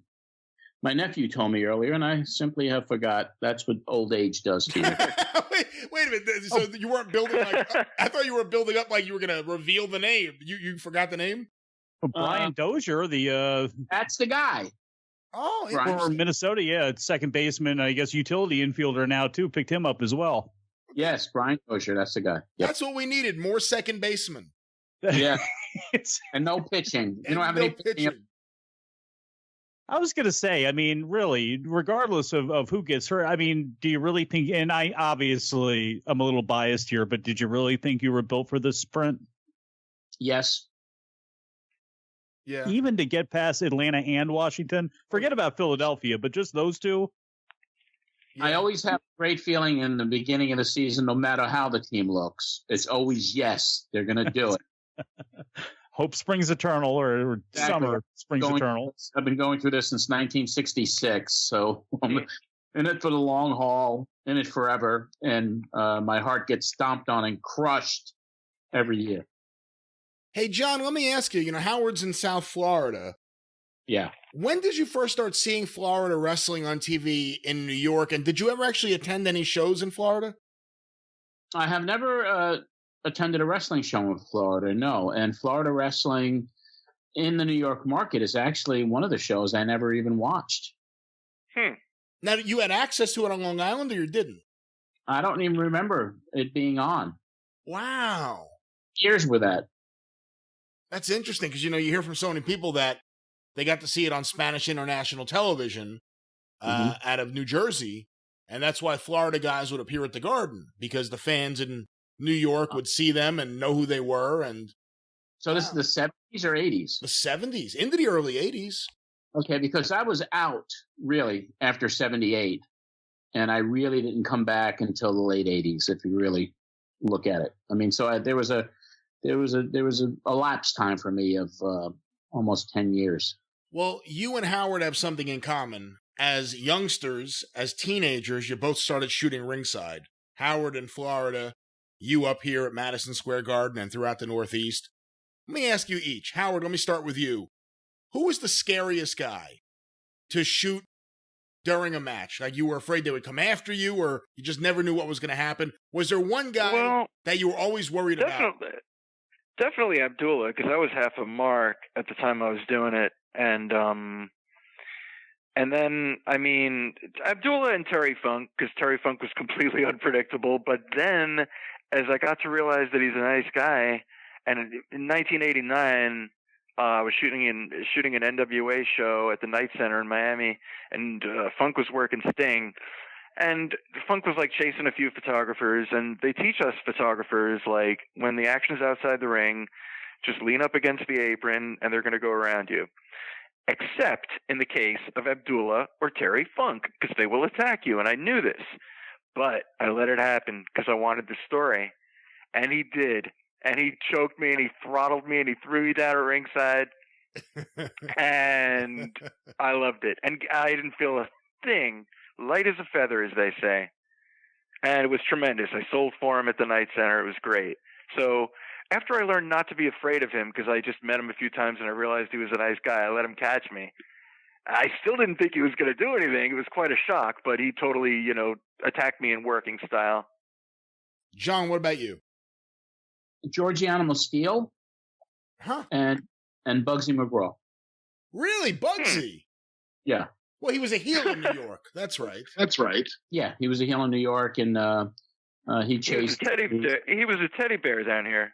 Well, he chased me around the ring in a spot show in Massachusetts at one time. And that was right after I did an interview with him in the locker room, and he was acting a little strange. And so that was that. But George was always like, would jump out of the ring, and I mean, he would scare you. Did anyone? I could see where he would be scary. Did anyone give you a warning ever when you started shooting? Like, there are certain guys to watch out for, or if they come out of the ring, they didn't come out of the ring as much in the mid 70s as they would years later. But did anyone tell you, like, hey, heads up, get out of this guy's way, or don't do this, do this? No, not really. I mean, but later on, during the late 80s, early 90s, Mick Foley would make it a point to involve me if I was at ringside doing like a play-by-play for an indie show. And there was even one time we worked an angle out where he dropped a big elbow on me. Howard, what about you? Did anyone give you a heads up, or you just figured things out for yourself? Well, I actually helped Mick Foley in his match against the Sandman in Fort Lauderdale. I was shooting ringside, and just a little sidebar to the story. I put my favorite group, The Cult, over because Mick Foley sent me and my buddy out to get his entrance music. He came into Born to Be Wild. And, I mean, the original was so played out. This was like 1995. And I'm like, jokingly, I'm like, which version do you want me to get? Because I knew which version I was going to get. I was going to get The Cult no matter what he said. So, and I don't even like The Cult's version, but it's The Cult. And sure enough, it's on the commercial video and all that. So during the match, Foley is motioning to me. It's a barbed wire match against the Sandman. Nice bloody match, got great photos. And he motions to me, so I'm on the video, Extreme Warfare 1, I believe it is. And I throw this big garbage can into the ring for Mick. But as far as being warned, they didn't just warn me. I was not allowed ringside during Abdullah the Butcher versus Blackjack Mulligan for some reason. And wouldn't you know it, I happened to be shooting for Weekly Fight that week for the Japanese magazine, which I didn't always do. So one of the few times that I'm shooting for them, I had to go on the other side of the guardrail, like a commenter, because Abdullah was apparently going to do something wild. How much did they pay? Weekly Fight. Oh, man. This is 1982 money. They paid $350 per roll. How do you like that? All those guys, guys are. I mean, Japanese was the thing to do back then. That was where the real money was. After didn't pay. John, what do you think when you hear $350 a roll? That was a lot of money. Yeah. Yeah. Yeah. I mean, my stories with photos, I'd sell for $25 to $50, and later on, I used to get $75 a story with photos from Ring magazine. And After treated me fairly well. I forgot I sold a bunch of pictures to Bill, but maybe they were $10, $15 a picture, $20 a picture. Right. That was not enough money to retire on for sure. Yeah, I think he paid like $7 of it. With a few times that After used me, he paid me like $7 per photo or something. But it was the prestige. I wanted to see my name in there. Yeah. Among the legendary photographers, which I never got. I never got my byline in the After magazines. Oh, kidding! You never got photo credit? Well, here's the thing. Florida had like 25 top-notch wrestling photographers, and After knew me, and I was just waiting out Paul Baumann. He was an old man, and I was like, well, when he goes, I'm the guy. After already knows me. But the thing is, I left for college in '84, and Paul Baumann was still going strong. So you had Paul Baumann in Miami. You had Raul shooting for Japan, 2 or 3 different magazines at a time.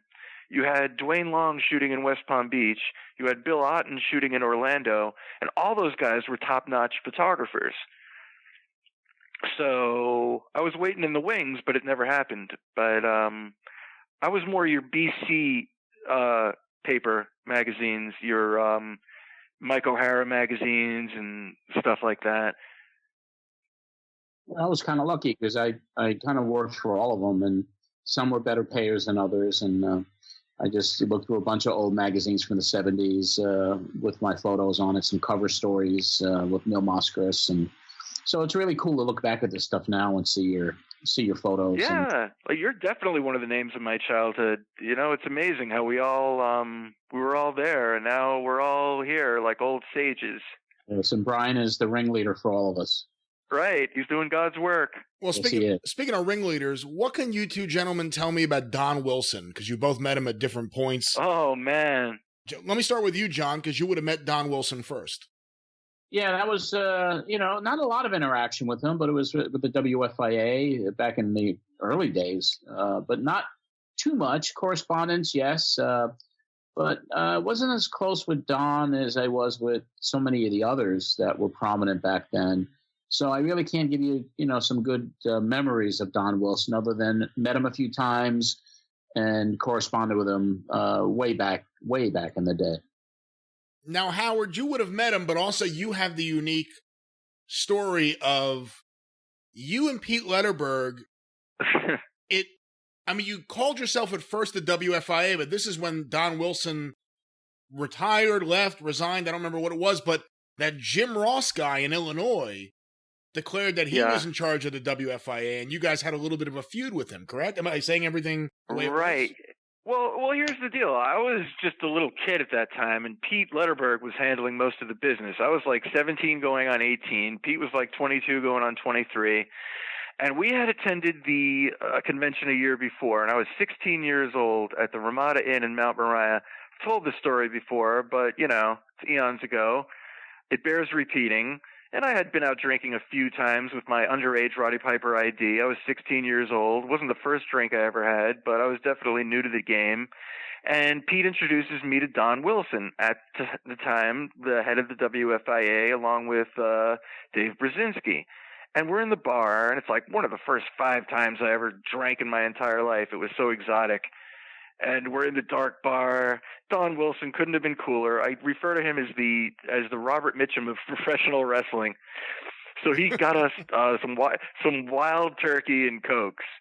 And in my brief career, I was only a jackman, but he turned me on to wild turkey. And by the second drink, every drink I put down, I would break the stem of the glass and throw it in the shrubbery, and everyone was laughing. Don Wilson was a great guy. I think there is some kind of residual heat somewhere between Don Wilson and Dave Brzezinski toward myself and or Pete, because just the vibe that I got, I ran into Don Wilson years after that, after we took over our version of the WFIA, and Dave Brzezinski just like unfriended me out of the blue after giving me a couple terse answers to some things I asked him about. And I'm like, all right, not a fan. And then Wilson blew me off when I saw him at the CAC a couple times. So I think somehow in the way that was handled, there was some kind of heat somehow. I don't know one thing about it. And that guy Jim Ross that took over, what can you tell me about him? Because it's not the Jim Ross who's the commentator. Right. It was a different Jim Ross who took over the WFIA. He's the guy who eventually ousted Tom Burke from the WFIA. Oh, wow. Yeah. No, I have literally no idea who that is. I mean, I know the name, but I do not know the person. Wow. So yeah, we kind of like took over a bastardized version of it, and I don't know how Pete wrangled that away. I believe there was a piece of paper signed or something. We had to call ourselves Wrestling Fans International for some reason. I really didn't know. I really didn't care. I was 17. I was going to hang out with Jerry Lawler. That's it. Who owns the rights to it today? I wonder who owns the rights to the WFIA today. What would it be worth? I don't know. But I mean, there was a logo, and obviously there was the actual name. I believe they were both trademarked. I wonder who owns that. I think Burke would probably. Yeah, Tom Burke will probably know. Yeah, he probably has it in his collection right now. Right. He has Milo of Croton's G-string. Well, what was the biggest competition to the WFIA that was out there? Because like you go back to me for the older magazines and you go through and you see, the things, the Les Thatcher and things like that, where it's in some of these old magazines. What was there another rival group, or was there just a secondary fans club that even came close to approaching that level? I don't think so. I think when I was on the board of directors and when I first attended, it was just WFIA, and that was the big fan organization. That was it. Yeah. And it was amazing the access that they got to the different promotions, too. I mean, because they worked with UWF Mid-South, and Watts gave them access and stuff. It wasn't just always Memphis, but when Pete and I went to Memphis, where Don Wilson and Dave Brzezinski were doing it for the previous couple of years, we're like, what could be better than Memphis? They're treating us better than Florida would. Well, it's so much fun. Yeah, the WWF didn't cooperate. I mean, I remember the convention in Boston in '75, and Ernie Roth was there, and he was the promoter there at the time. And he convinced Paul Vachon to show up for a little bit, and Paul was a little uncomfortable, but the office didn't cooperate at all. Well, I'll tell you what, I'm going to add another person soon. I'm waiting for him to write back to me, who I believe wants to talk a little bit of baseball. So, Howard, any wrestling topics before we go back? Because I know we must be killing you when we talk baseball. You may as well be speaking Mandarin. Let me see if I have anything that needs to be said here. Okay, I was just listening to your Jim Cornette, and then I have a small confession to make. In the beginning, before I became a household name, I would refrain from listening to a lot of, I'll make it brief. I would refrain from listening to a lot of Cornette because I have this synchronicity thing going on with the Cornette show. And it's like, he just says everything I would say, but better and funnier, infused with more history. And I'm like, if I was going to be a comedian, I'm not going to listen to George Carlin because he's better than me in every way, shape, and form, so I'm not going to do it. But I just want to say that I back you up. I am a Superman, George Reeves man. I don't care if there were no great villains on there. That show is predictable. Usually I don't like when the same thing happens over and over, but the sound effects and the and when he bursts in through the wall. The victims, the bad guys were hapless, but so what? I popped for it every time when he bent the gun and they had the Three Stooges sound effects and he would throw them against the wall or he would rescue Jimmy Olsen at the last minute. I thought they did the show tongue-in-cheek. I thought it lost a little something where it went to black and white, though, don't you? Well, it started black and white. I mean, when it went to color. Sorry. Yeah, I mean, it was a little different. I mean, I like that version of Clark Kent more than I mean, it's silly. I mean, I respect the bumbling Clark Kent, and I know it's more true to the comic, but they kind of just, I don't even know how to say it, just aloof Clark Kent. Yeah. And then he's Superman all of a sudden. I dig George Reeves. I do. John, what do you think? You must have watched it. I'm right there with you, man. George Reeves, Superman. It was the very first show I ever saw on color TV set. Wow. Yeah, and by then he was wearing padding and stuff, right? He was starting to look old. No, I was like every episode. I have the DVDs of the whole series, and I love it. I mean, it just brings back my childhood, and I loved Superman from way back then. No comment till the time limit is up. Oh my God, Marty Gorman used to say that all the time. I don't know if anyone remembers Marty Gorman, but Marty famously lit on fire by Jimmy Del Rey, Jimmy Backlund, you may know him as Howard. But Marty would always quote that line from Superman: "No comment till the time limit is up." It's funny. That was a great. I think think they did it really tongue in cheek. I enjoyed that, and I guess that's it for. And you guys were also talking about refs. So I want to say that one of the unsung refs from Florida was Frenchie Bernard. He was like a predecessor to Bill Alfonso, small, wiry guy, and he took great bumps. And the ref bump is a good lost art. Like Fonzie and Frenchie, I would have to say, are the two best ref bumps I've seen, because they would bump into those guys and they would go flying. And a lot of the guys, they do that stumbling ref bump, especially a lot of the modern people. They'll like do that thing and then they take the little bump out of the ropes. But these guys went flying.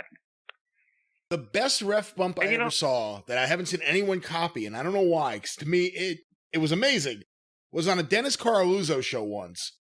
It was that spot where like the referee gets knocked into the corner behind the wrestlers and the wrestlers go down. The referee wasn't knocked out, but what happened was he started patting on the mat like he lost his contact lenses. So all the action is still happening and the cheating is happening, but the referee's blind. He can't see. So he's just frantically patting around trying to find his contact lenses, and it was perfect. Oh, my God. And I've never seen anyone else do that ever again. Classic. So. That's some psychology. And, I always thought that Tommy Young insisted upon himself. What do you mean?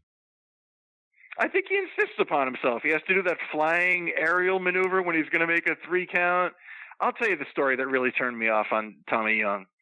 Or first of all, I defy you to watch a Tommy Young match, no matter who's in the ring, and not draw your attention to Tommy Young. First of all. Second of all, I was ringside shooting around 89 NWA, and I'm like resting my elbow on the mat in between matches, and somebody throws he's just super vigilant. He's like a OCD craft store owner or something. He's like passive aggressive in the ring. Like everything's his business. So I'm leaning on the ring, and somebody threw a Coke cup in the ring, and he kicks it out of the way with great efficiency. Like nothing's going on. The match isn't coming out or anything. And he's like, and he looks at me and this other photographer, and he goes, "I can't do everything, guys."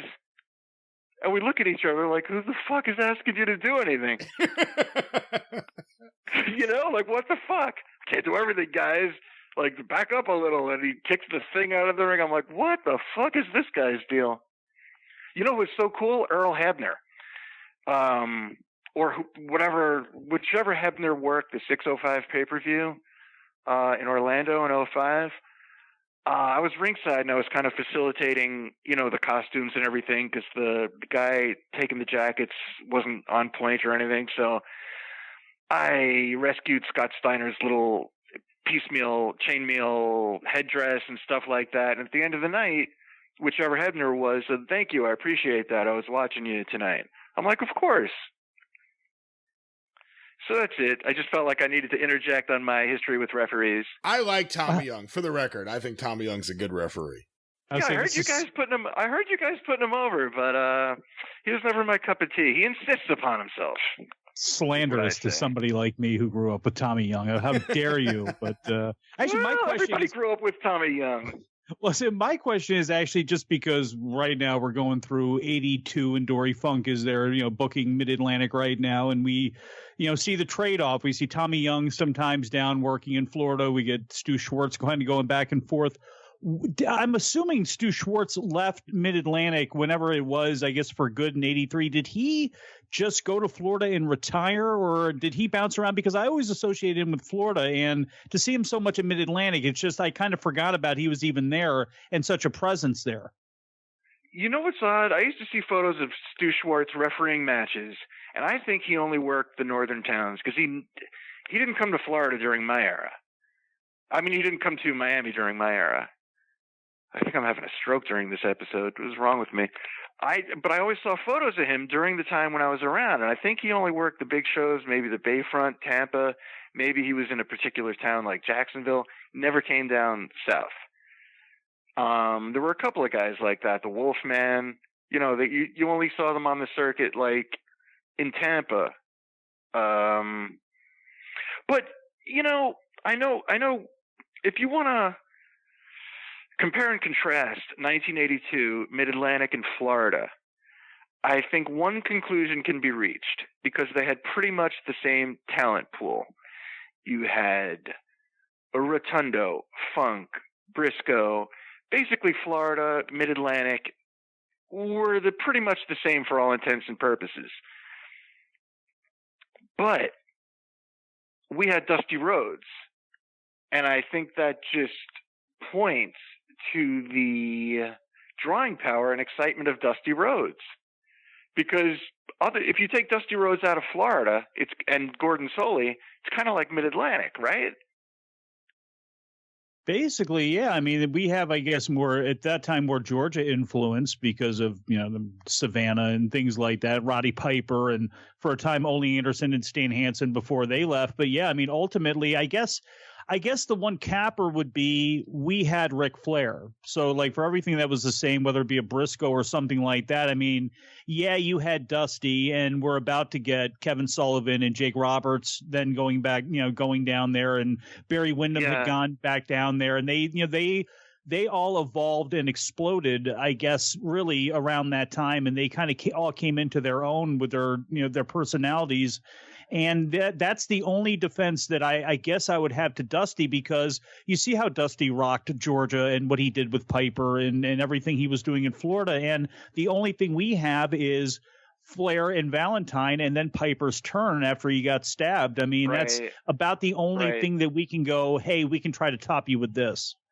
And then the thing is, that's when Flair won the belt for the second time, and he was gone a lot. So when he came back, he was a babyface, but it was, not as constant as Dusty in 82, which was every week. But I mean, if you take the top guys out of it, the top blonde-haired box office draws, I guess the point I'm trying to make, I don't know if it's Gordon Soley versus Bob Caudle, and I don't mean to start a Southeastern feud, but I think there is something, what is the word I'm looking for? Even though it's the same bunch of guys, it just didn't seem as exciting as Florida. I think it's the preponderance of guys like Kernoodle. Like, you never saw guys like that get a push. Like these vaguely Southern guys. Jim Nelson, Kernoodle. The only way I would argue that is Kernoodle at least was able to come out at that time, and you could, and granted, he had 7 years under his belt by the time he got his break. So when he got it, he latched onto it, and he was always somewhat of a rambling promo. But I think, teamed up with Nelson and at Slaughter's side, I thought he pulled off that lackey role well. Now, as time went on, as him kind of always being there, you either were a Kernoodle fan and somebody or you weren't. And I think anybody that saw him in the WWF, or if you saw him from a different territory, I mean, he looked like a guy, I think, that would be a stereotype of a guy coming out of the hills of Western North Carolina. And, it was just that guy. And Johnny Weaver was like, Johnny Weaver was such an overwhelming presence that absolutely. Now, because I would love to argue that, well, with Wahoo and Briscoe and this person, that we were deeper, but that's really up for debate. And honestly, you look at the undercard, and for all the talent that started in Mid-Atlantic at that time, and they had Landell and Tony Anthony, and there was, this person and that person, were they utilized better on Florida TV, or were those matches more exciting? Yeah, probably they were, and that's, again, it's hard for me to argue because I'm so, biased about it. But yeah, I mean, when it gets to be the bottom line of having Dusty at that time too, it's very, very tough, especially without Flair. Well, something else occurred to me that I didn't think any of this out in advance, but it just occurred to me. All the Florida guys were like really in shape, tan, and could work. All the Mid-Atlantic guys could work, but they looked like they were truck drivers. Bill White, yeah. And I think this is what I mean. Like, you had cool looking guys. In a completely platonic way, I thought Bob Roop, Steve Kern, Don Morocco were just cool looking guys. They were in shape and tan, and they were having a great life. Like, I couldn't even conceptualize sex or the things they were really doing, but you knew they were having a good time. And Mid-Atlantic is like everyone. And by the way, were there any worse promos than when they let Mike Rotundo and Kelly Kiniski talk? Oh my God. Mike Rotundo is somebody who is doing one of those 80s hijacking videos, like on Soma. It's like, it's the most amazing combination. And it's like, to talk about Florida, like they would have Kiniski, Rotundo team with Mike Davis. Mike Davis would, of course, be the one who takes the loss. Mike Davis was the only one of the three who could do an interview. Like, Rotundo never really got it until the Varsity Club, and he was phenomenal there. But other than that, there's always been a thing with him. Oh, the most painful interviews in that territory. Like Angelo Mosca Jr., of course. But, here's another big difference, I think. In Memphis, you have Lance. In Florida, you have Gordon Soley, and they can save any interview with anybody. And Gordon Soley interviewed Mike Rotundo, of course, and Barry Windham. Barry Windham was not a great talker at all points of his career, but he got way better. And but Soley would ask him a to-the-point question, and the guy would go, well, I'm All-American. I'm out there to, I'm really going to bust my fanny, and we'll see you out there in whatever. And Gordon would put a button on it. He'd be like, all right, then, well, you've heard it. And if you've looked in his eyes, I certainly will see you in Wellington. But up there in Mid-Atlantic, you had the lame promo, but then you go back to Bob Caudle, who looks like his microphone is filled with helium, and he's just having a time just trying to hold it down by his face. And he's like, well, that's exactly right, Mike Davis. Let's go to the ring. Then they do that Chiron thing, like just to show that they can do it for no reason. And I would always love Jeff Sword in the ring awaiting Sergeant Slaughter. All right. Slaughter was a monster in those. More than Slaughter one occasion. Was impressive back then. He's looking at the green screen. He doesn't know who's in the ring. He's got right. Right. He's like, got whoever it is, like Ali Bay the Turk, and here's David Patterson. Like, right. And what people don't see is because it's, for the most part, it's Bob, and I love Bob Caudle because I grew up with Bob Caudle, but David Crockett, and I liked, and he was very, I caught him at the end initially, Rich Landrum, but you go back and watch, and it's like, these guys were not microphone ringleaders. Bob Caudle, oh my God, as hilariously as unflappable as he could be, he was a weathercaster. Lance was a general. Gordon was a general. Now I'll say this: Roddy Piper is far more impressive working to me with Bob Caudle in some ways than he is with Gordon Soley, because Gordon's such a great presence and there's so much great going on that watching Piper work with Caudle and actually get things out of Caudle and having them go back and forth, I think it's actually in some ways a little bit of a more masterful performance what he's pulling off there. Yeah, because Piper has to be his own straight man with Caudle. He's like, oh, I come out here, you tell me. Like, he goes into business for himself. But with Soley, I saw them as like a more fatherly son thing, even when Piper was a heel down there. And Soley would always call him an island unto himself, and he wouldn't treat him like the other heels. It's like they were setting up the save that Piper did to save Soli from Morocco. It looks like they were setting that up from a year ago. Because if you look at any of the commentary, Soli never shits on Piper. And Piper never shows anything but respect for Soli. And Piper doesn't shit on Caudle. What I've noticed watching Caudle, Shivani, and David Crockett is like what they teach you in improv school, which is like yes and. Because any three of those guys, David Crockett will go, "Oh, Jeff Sword just bit Greg Valentine on the ankle." And then you can be sure as Shinola, the next thing Bob Caudle says is, "Well, yeah, he sure did, David. He bit him right on the ankle." And you listen to 90% of Mid-Atlantic commentary, it's whoever it is repeating what the other guy just said. You look at Starcade, Gordon and Caudle. Everything Gordon says, Caudle says, "That's right, Gordon," and then he repeats exactly what he says. And you know, this is a problem to me I have with it stands out the most to me on NXT because I've heard Beth Phoenix talk before, and I've heard Mauro Ranallo do a zillion things over a long period of time. So to me, it just sticks out there more. But it is a problem across WWE and always has been, where Mauro says something, Beth is going to say something, and then whoever the third, person is, Tom Phillips or whoever it is, they're going to get theirs in, and it's boom, boom, boom. And it just is a part of that really antiseptic way that NXT is presented anyway, and how WWE presents their product, where in some ways aesthetically it's amazing because they have the ability to make it look amazing, but it's all it's just very fake and plastic and very just very antiseptic and very clean, where you get that boom, boom, boom from the announcers, and it just sucks because it's coming, and even if you don't know what they're going to say, you just know the cadence is coming, and it's just part of the whole fake thing. Yeah, the verbiage, the cadence. If I could jump in, guys, because I have someone on standby for the last 10 minutes. Hey, when do we get our own show, Brian? I think we made a love connection. I think we may have to have you guys back on again, just so you can talk about Bob Caudle's microphone being filled with helium, which was one of the funniest visuals. I was going to say, let me leave on a high note. I'll let you boys discuss your baseball. And it's an honor, John, being on the air with you. It's an honor, Mike, that we got to have a little thing, and and Brian, of course, thank you for everything. Howard, who's going to win the World Series? You know, Mr. Last.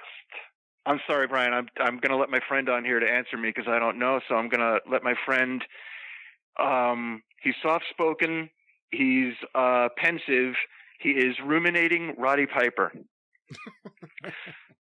You know, Mr. Last.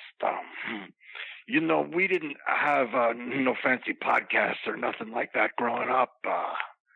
We didn't have time for no games. Wasn't easy up there on the pause. You sound a lot like Don Morocco, Roddy. They hung out. You see, it was no game. My mother used to shake me to sleep at night. And if that didn't work, my dad used to hit me with a leather-bound copy of Grimm's Fairy Tales. All right. Guess that one didn't make it. You can strike that from the record. I did it so much better in the shower. It's when Roddy Piper gets all pensive and he talks about his fallen brothers and everything, and he's like, "Oh yeah, I got to be a little more, There's times this week where I've done it, but this wasn't it. You got to go back and watch him on HBO. The whatever right, it was, the real sports. Exactly. Where it's just like, man, like I don't even know what to like. All my friends are dead, man. But it's right. That era, exactly. Yes, that whole thing, and plus the haunting of Roddy Piper with Adrian Adonis, and he's like, I come home, and we didn't have time for no games when I was a kid. All right, guys. All right. Love you all. Thank you, Thank you, Wrestling World. Glad I destroyed my appearance in the last 1% of it. All right, guys. We will definitely all be in touch, okay? Talk to you soon. Thanks for doing this today, Howard. All right, guys. Bye-bye. Take it easy. All right. Well, we're going to wrap up Holiday Star Wars in a little bit. I got to review these fucking wrestling shows tonight. But we're going to add one more person who could talk baseball with you guys. John, are you still there?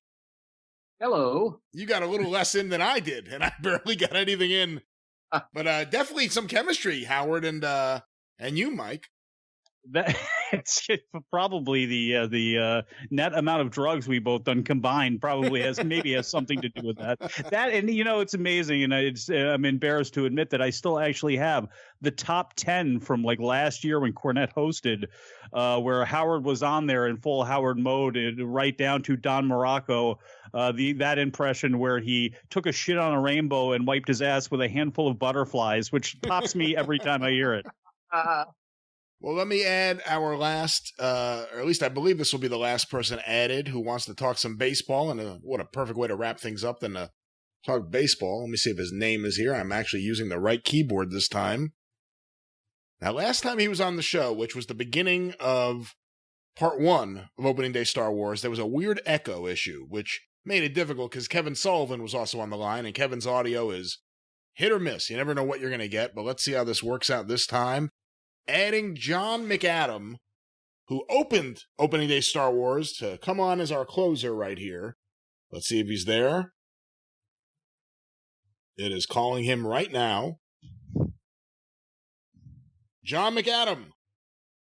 Yes, sir, Brian. How are you? There you are. You are our final guest on Opening Day Star Wars Extra Innings. On the line with you right now is Mike Sempervive and someone who knows his baseball, Mr. Wrestling, John Arezzi. John Arezzi, how you doing? Hey, how are you doing, man? Good to talk. Good. I haven't talked to you since the 90s. My goodness. I know, huh? And Mike, how are you doing?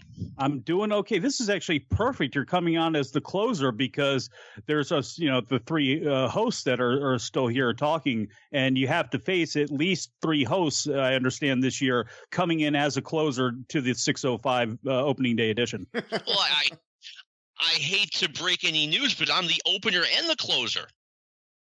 I don't know if you can do that in baseball, but you can do that on the 605. Now, I don't mean to be the guy who burst into the room and immediately changed the conversation, but I heard something absolutely crazy on my Twitter within the last half hour.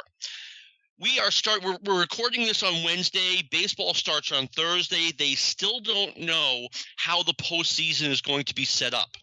And I am reading that the owners want to set up the playoffs or just determine how the playoffs will be set up after the 60-game season. Well, how do you do that? I don't know, Brian. If they do it, you and I high five. The Mets and the Red Sox just made the playoffs no matter what. I thought you were going to say what I just heard. It was earlier, because I hadn't seen this news, that I heard that the Blue Jays were going to potentially play in Pittsburgh. Then I was told Pittsburgh or Baltimore. And then I was just told, I guess, was it the governor? Pittsburgh's not allowing them in. They're not playing in Pennsylvania. John, do you know what's going on with this? I don't have a place to play. Buffalo or Nashville. Let me be a little more clear. John Arezzi, do you know what's going on with this? Well, Pittsburgh, they said no. The governor said no. Buffalo, from what I understand, is just not equipped for what they need. And now there's talk of Nashville, because Nashville has a new state-of-the-art stadium down there. So Nashville is a possibility, but it's really sad that the Toronto Blue Jays can't find a place to play ball this year.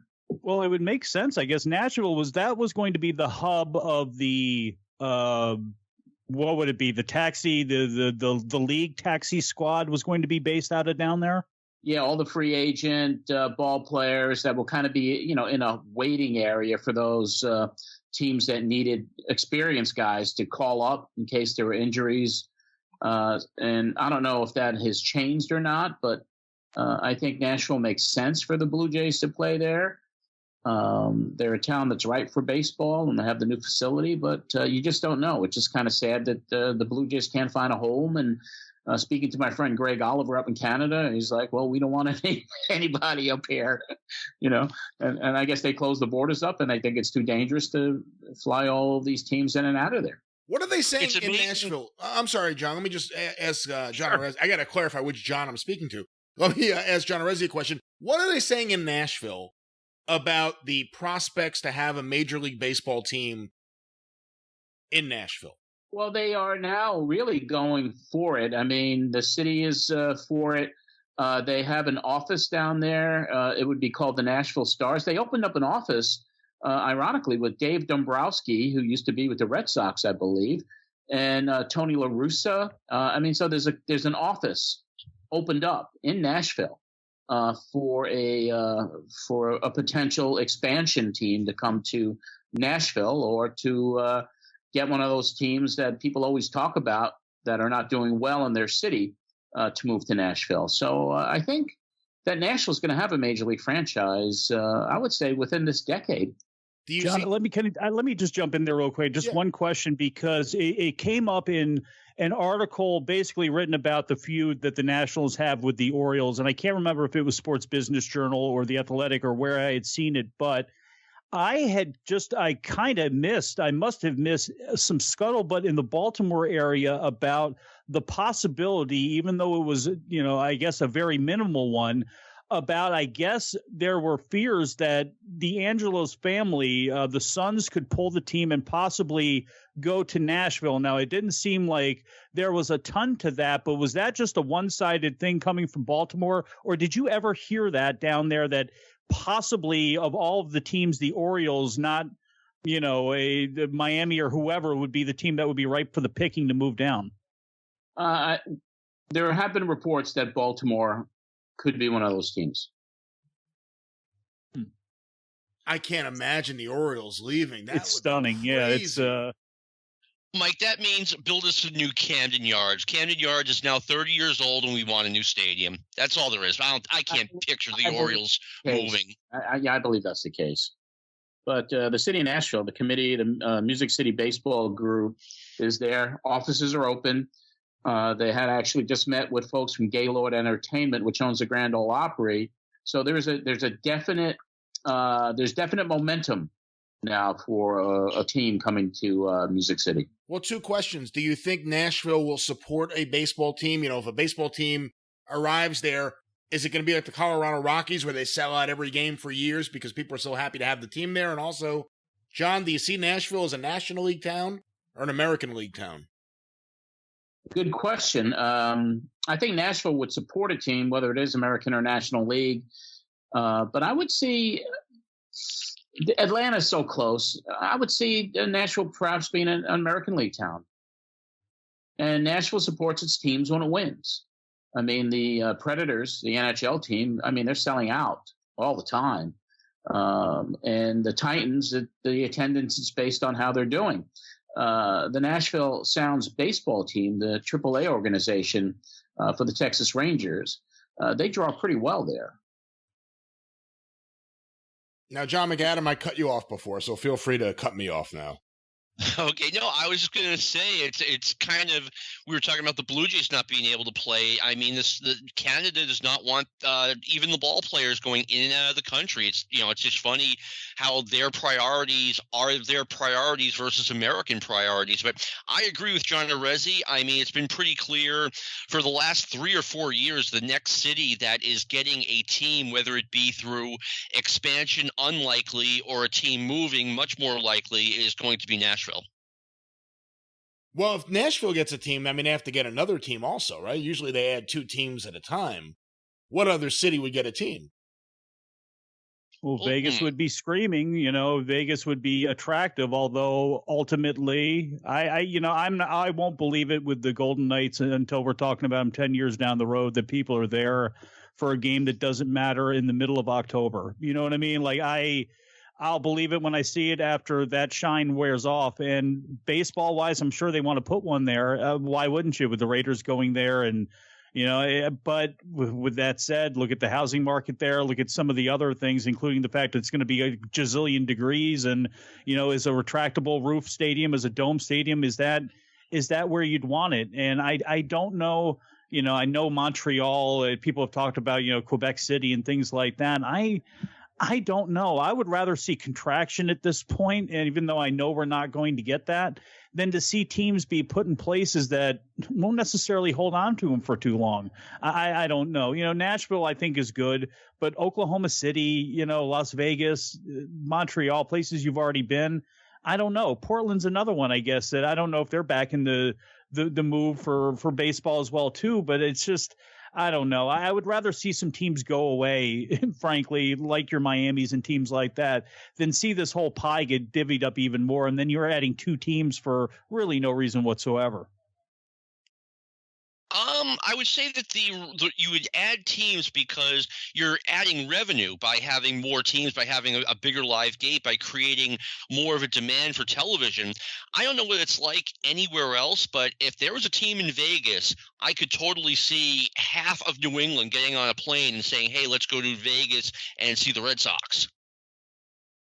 But that's where, and I guess I could see that, but that's where I see the Golden Knights turning into after a while. Is it's going to be a transient team almost. And not to say that that's necessarily a bad thing. Obviously, when you're in a tourist destination, you want people to come in and rep their team when they're in town or something like that, or try to time it up. But it's like, again, if that team is not winning in Vegas, how much interest will there be? And everything is still up in the air. But it's easy to do 8 football games if you're Oakland, even if they suck. It's still easier to do that than you're going to do, 81 baseball games a year or 81 hockey games. You are absolutely correct. 88 versus 81 is a big difference, but the prime mover financially in all sports now is television. So the deal is, can you get enough people in Las Vegas at that moment to be tuned into the team? Will a Las Vegas team create interest through ESPN and ABC? Well, you know where that's actually clutch? If they actually put a team there, every other person that's near that area that is a fan of another team who is trying to get extra innings will be happy, because now there's no reason to black out the other 6 teams that are all around there. Because if you're in Vegas, I don't know if they had changed that up, but Arizona, Colorado, however that worked, where I guess they were in Colorado, they gave them that one, but then they blacked out everybody else. Huh. I did not know that. Yeah, I think it was the Dodgers, Oakland, it was the 4, teams in California, and then Arizona. And I believe, I think they were in the Colorado market, but I have the same sort of issue where I'm at, because technically it's a Phillies, Orioles, Nationals war zone where, depending on which way the wind blows and what direction you go, that something's going to be blocked out. Mike, I have a question for you. I've wondered about this. You live in Maryland? Right now, I'm actually in Delaware right now, just over basically as far east as you can go in Delaware, right at the Maryland-Delaware line, basically. All right, so I'm genuinely curious about this. I know you are a Washington Nationals fan. They are a very new team. They only moved 15 years ago. Were you an Orioles fan before that? I was a diehard Orioles fan before that. Okay, so I'm dying to know about this, because there was talk. I don't know how serious it was, like 25 years ago, about the Expos relocating to Providence, Rhode Island. And I was like, gee, could I jump off the Red Sox and jump on this Providence team? What was it like for you changing allegiances as an adult? It sucked. It still sucks now. I still have excellent question, I have to say. Yeah, and I still have guilt, because it was always, you never change. You're going to be with them until the day you die. And what got me was I became a Knicks fan because of Patrick Ewing, because I was a Georgetown fan growing up down there. So I followed him to the Knicks, and I like Bernard King too and stuff like that, but I became a Knicks fan, and I had family up there, so it was easy to root for the Knicks and for the Rangers. I kept with the Orioles down here, but when they would not fire Isaiah Thomas, and it kind of got to the point where it's like, I like basketball, I like the NBA, but I'm not that about it. So it's like, I can't, why am I throwing my money at this team anymore? And that's basically what it came to with the Orioles. Peter Angelo systematically took away so much of what made me a fan when John Miller wasn't Baltimore enough, because he's doing all this other stuff and he's got to go.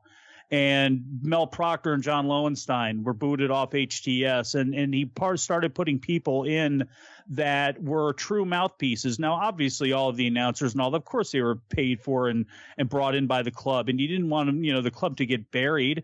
But people didn't do that in Baltimore. But Peter Angelos took offense to everything, and everything was a attack against him. And when they were making the same horrible decisions that the Yankees used to, where there was an owner and his family meddling along and not letting people do their jobs. And when did the Yankees start getting successful again? When they got out of Stick Michaels' way and everything, things started to open up, and they when let Steinbrenner was suspended from baseball. It was forced. Yeah, but they couldn't get rid of Bernie, and you couldn't make these rash decisions, and unfortunately, it just over time, my love atrophied, and I was from the DC area anyway. I grew up listening to the Orioles on WTOP. The whole reason, and this is another thing for people in Baltimore, that it was one thing when like Edward Bennett Williams and when those people didn't allow Baltimore on the jersey because you wanted to play yourself as the Washington team as well too. We're a regional team. But when Angelos, who claimed all of this Baltimore, wouldn't do it, it was like, then what are you really? And that's, you were never Washington's team. They would always lie about the number. 25% of the people from every game come up from D.C. Bullshit. No, they didn't. Maybe on the weekend that was the case, but that was never true. And they were never people in D.C. The shadows hadn't gone from the Senators for long enough. It just... it was only about 20 years from the time, I guess, the Senators left for the second time, and the Orioles' successes, it wasn't enough time. So for me, even though I have a lot of guilt, even though I can tell you every single player that played for the Orioles from, 82 to 92, I started looking at it where, why am I such a victim to this laundry? Why do I keep giving people money? The only thing I can do is stop giving you my money. That's the only thing I can do, is stop talking about you and stop giving you my money. And I know it's a small thing, and people say, well, that doesn't matter. I guess maybe not. But you see how many people are in the stands at Oriole games now and what it's turned into after all those years of being sold out. The Redskins go through the same thing. I just gave up. And when the Expos moved, I just figured, okay, this is my time. If I don't do it now, I'll be rooting for the Orioles forever, but I'm going to be miserable. And how things turned out, I'd be pretty miserable right now. Well, bad ownership causes those kind of feelings. I mean, John and I have the Wilpons. Yeah. And you get short bursts of a good team, but meanwhile, you always know that it's the Wilpons, and it bothers you. And when the Mets are successful, you'll still have people calling WFAN and saying they need new owners because we know the truth of it. And when things bottom out, you really hear it from people. We're finally now at a point where it looks like, it's a guarantee. Unless something crazy happens, we're going to have new owners for the team. Probably somewhat, shortly after the season ends.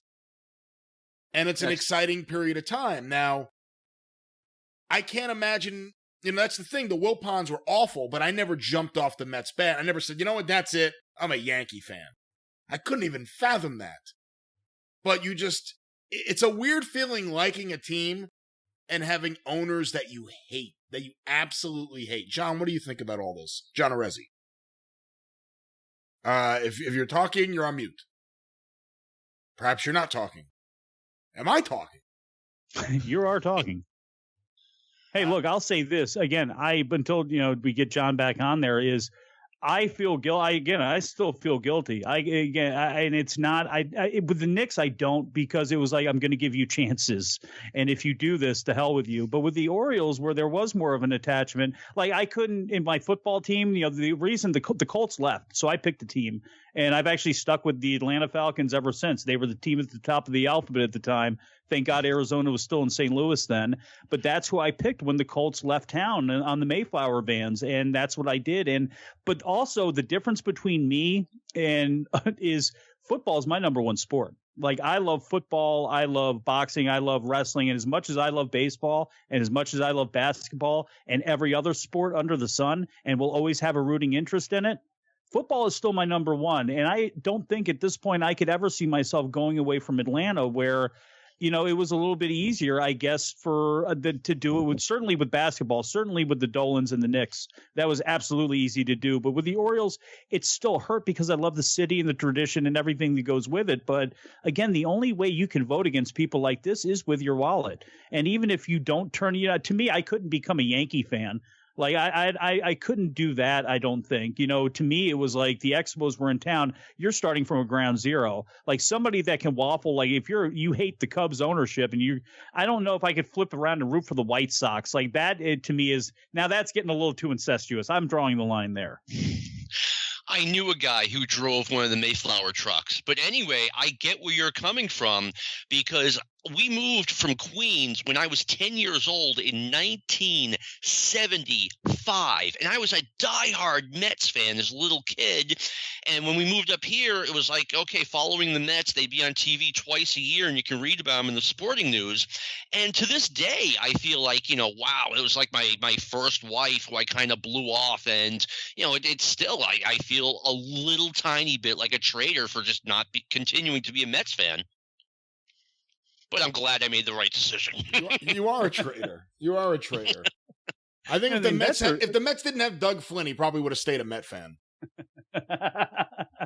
Well, the Mets are fun for me because growing up where I did, and I've kind of talked about this before in the 605, when my father passed away, we had moved to basically it was Howard County, Maryland, which was really rural. And I was 12 years old. I had nowhere. There was nothing around, so it was like I was stuck in the house. So like wrestling was was always a positive influence to fall in at that time and a good distraction. But radio, loving that, like one of the good parts about being there was I got WFAN in from the time the sun went down until a little bit, maybe 9 o'clock in the morning through IMUS. So it's like, as far as the Mets go, I always listen to the Mets, and having WOR, on cable, they were so easily accessible. And that 86 team, 86 and 80, 84, 86, 88, the Mets were, right up until the David Cohn era. I mean, I think I'm not saying I watched the Mets as much as the Orioles, but I almost followed them as much just because they were just so accessible on WFAN. I love Doug Flynn. Oh, come on. A little bit. I used to get him on cable. The guy was a great second baseman. He was really exciting. A little bit of an update. John Arezzi had a Wi-Fi issue because apparently he has the storm that we had here 2.5 hours ago when we started this show, Mike. The storm that was causing all the noise issues and everything on this end is now on Long Island, and it knocked out John's Wi-Fi. We're going to try to get him back on before we wrap things up in a little bit. But we'll see what happens there. Now, 84 Mets is an interesting team because no one expected them to be what they were. They were still a bottom of the division team the year before, even though they added Keith Hernandez. They brought up Darryl Strawberry. 84, you get Davey Johnson. You have Strawberry. You have Keith Hernandez now for a whole season. Davey convinces Frank Cashin to allow him to bring Dwight Gooden to the majors, and they win over 90 games. I mean, it's one of the most stunning turnarounds in baseball history, I think. Yeah, a lot of that is attributable to Davey Johnson. Bill James wrote about it. Davey Johnson, wasn't the kind of manager who's like, oh, I think these guys, they can be taught how to win. He's like, hey, these guys stink and they're being shown the door, and we're bringing up the guys from Tidewater. There was Davey Johnson's firing in Baltimore. There's another great example of one of the things that just was like, is the straw starting to get pulled and got shorter and shorter. You had Gillick and Malone in the front office. You ran them both out. It was one thing after another. You bring up Davey Johnson, who was, again, I know he's not recognized as an Oriole. People in Baltimore recognize him as an Oriole, but, just another one of those names that unfortunately at a bad time for the Orioles got run off. Other than the Dodgers, Davey Johnson won everywhere he went.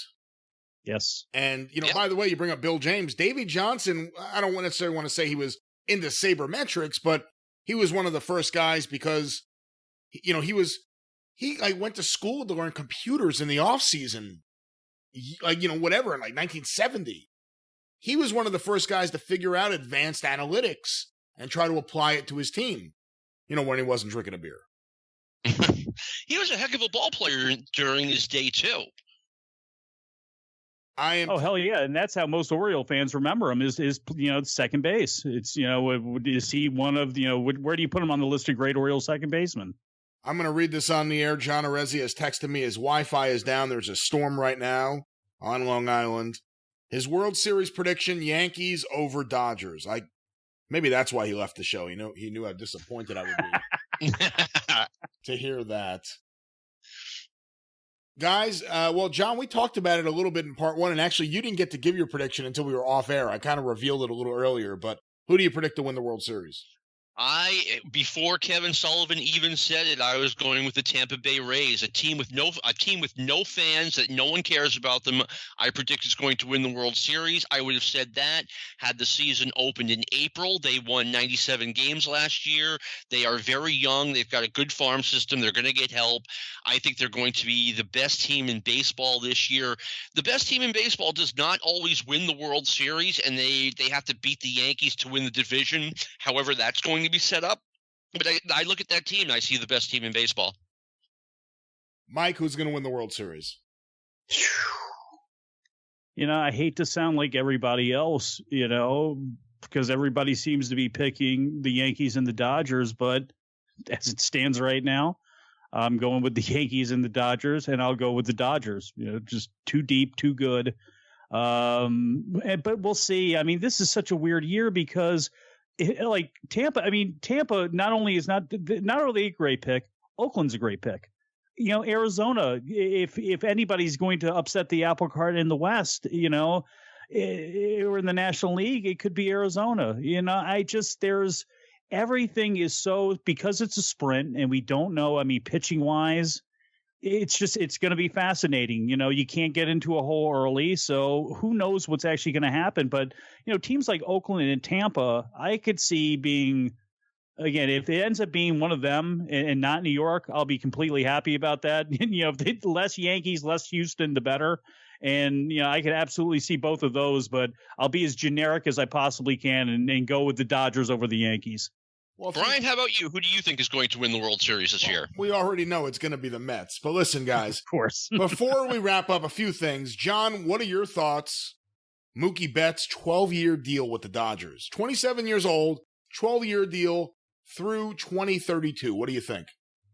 Well, that's a hot button issue around here. As you know, Mookie Betts just left the Red Sox via trade. Everyone's like, why couldn't the Red Sox just sign him to this deal instead of trading him for prospects? I love Mookie. He was perfect for Fenway. He had the arm to play right field, and he had the wheels to play center field. And right field in Fenway Park is gigantic. So he was a perfect piece here. On the other hand, the Dodgers signed him for 12 years, which means, so it's essentially a 13-year deal with the extension.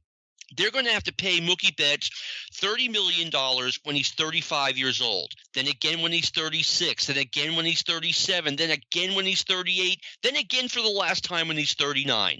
I am glad another team signed him to that deal. I wish him luck, but it's just a matter of time. The only question is, when does this become a bad contract? Not if.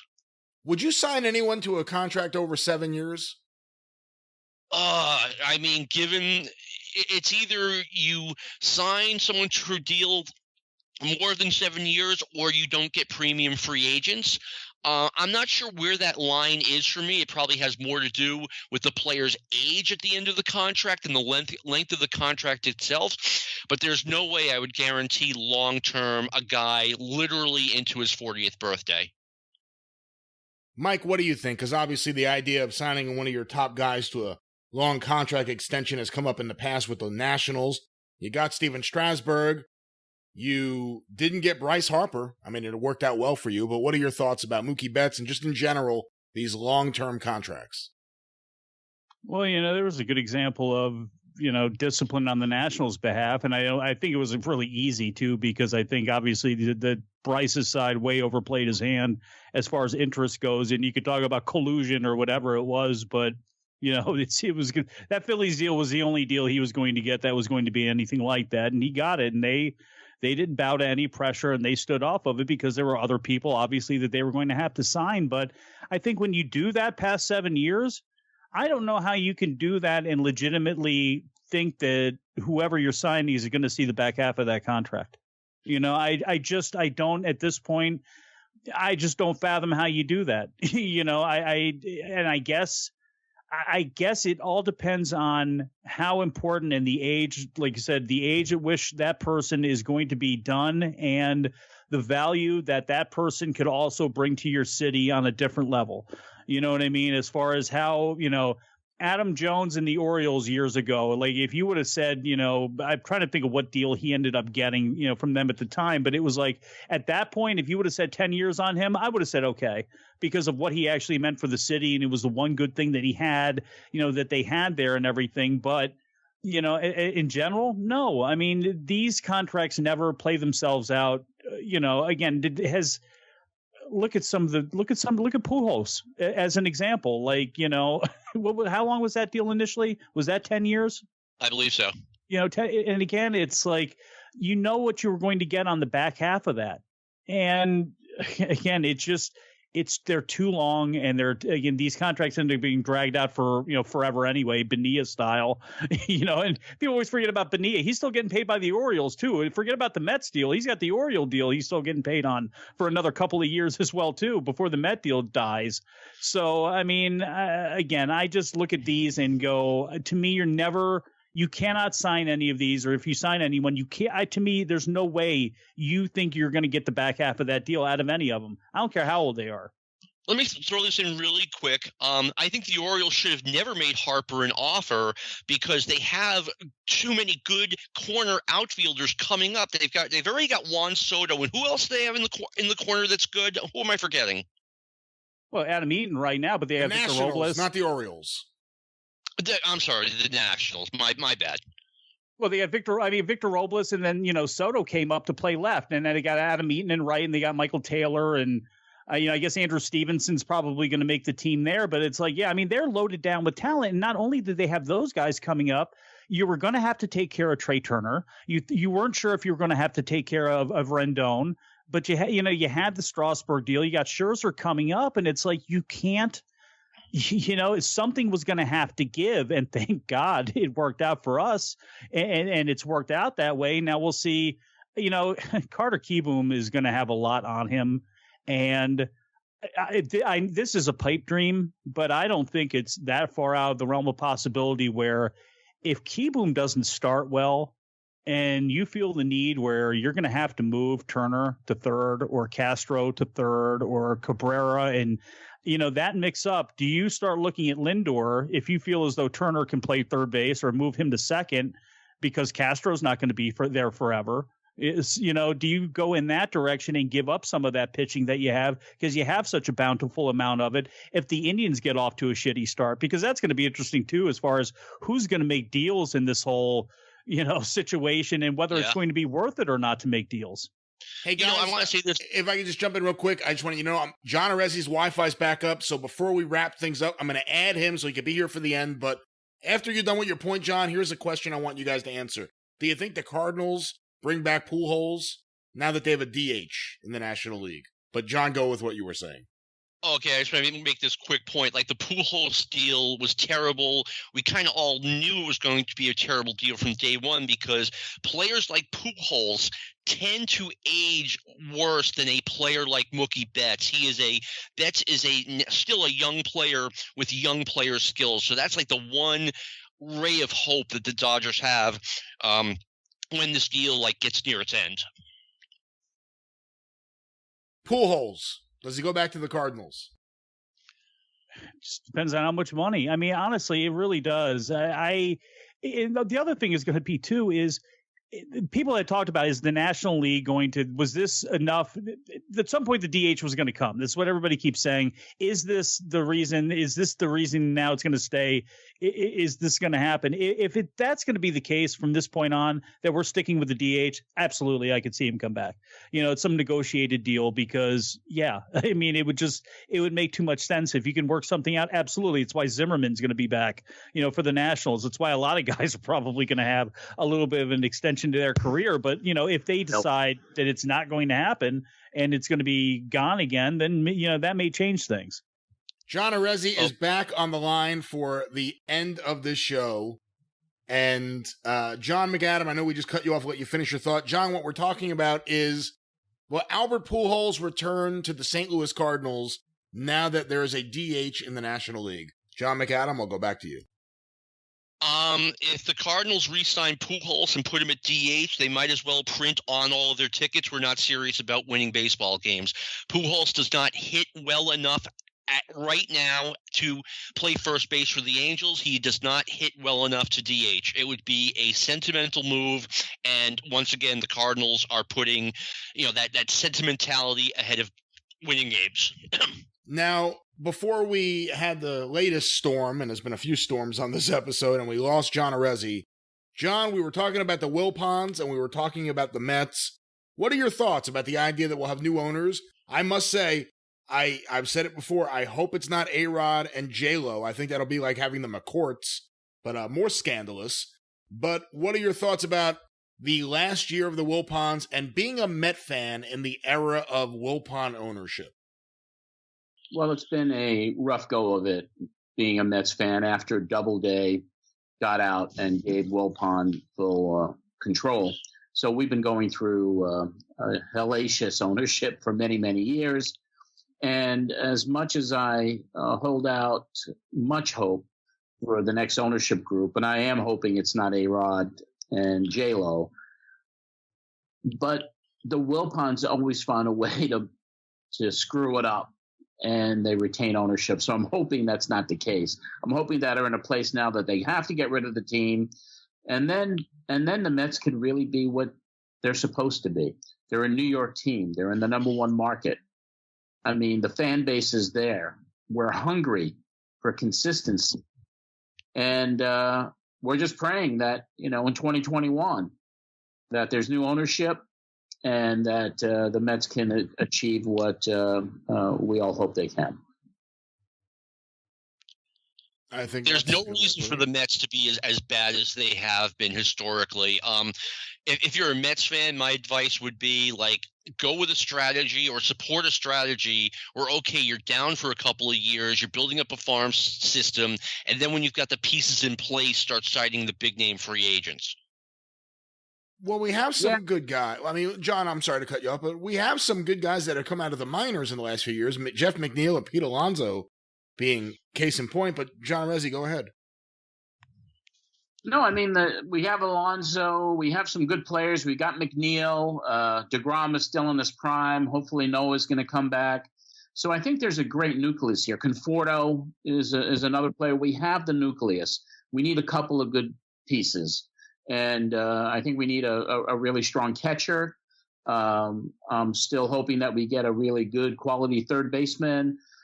So I think we have the potential of really having a great winning team for many years if they could just get a few more pieces added.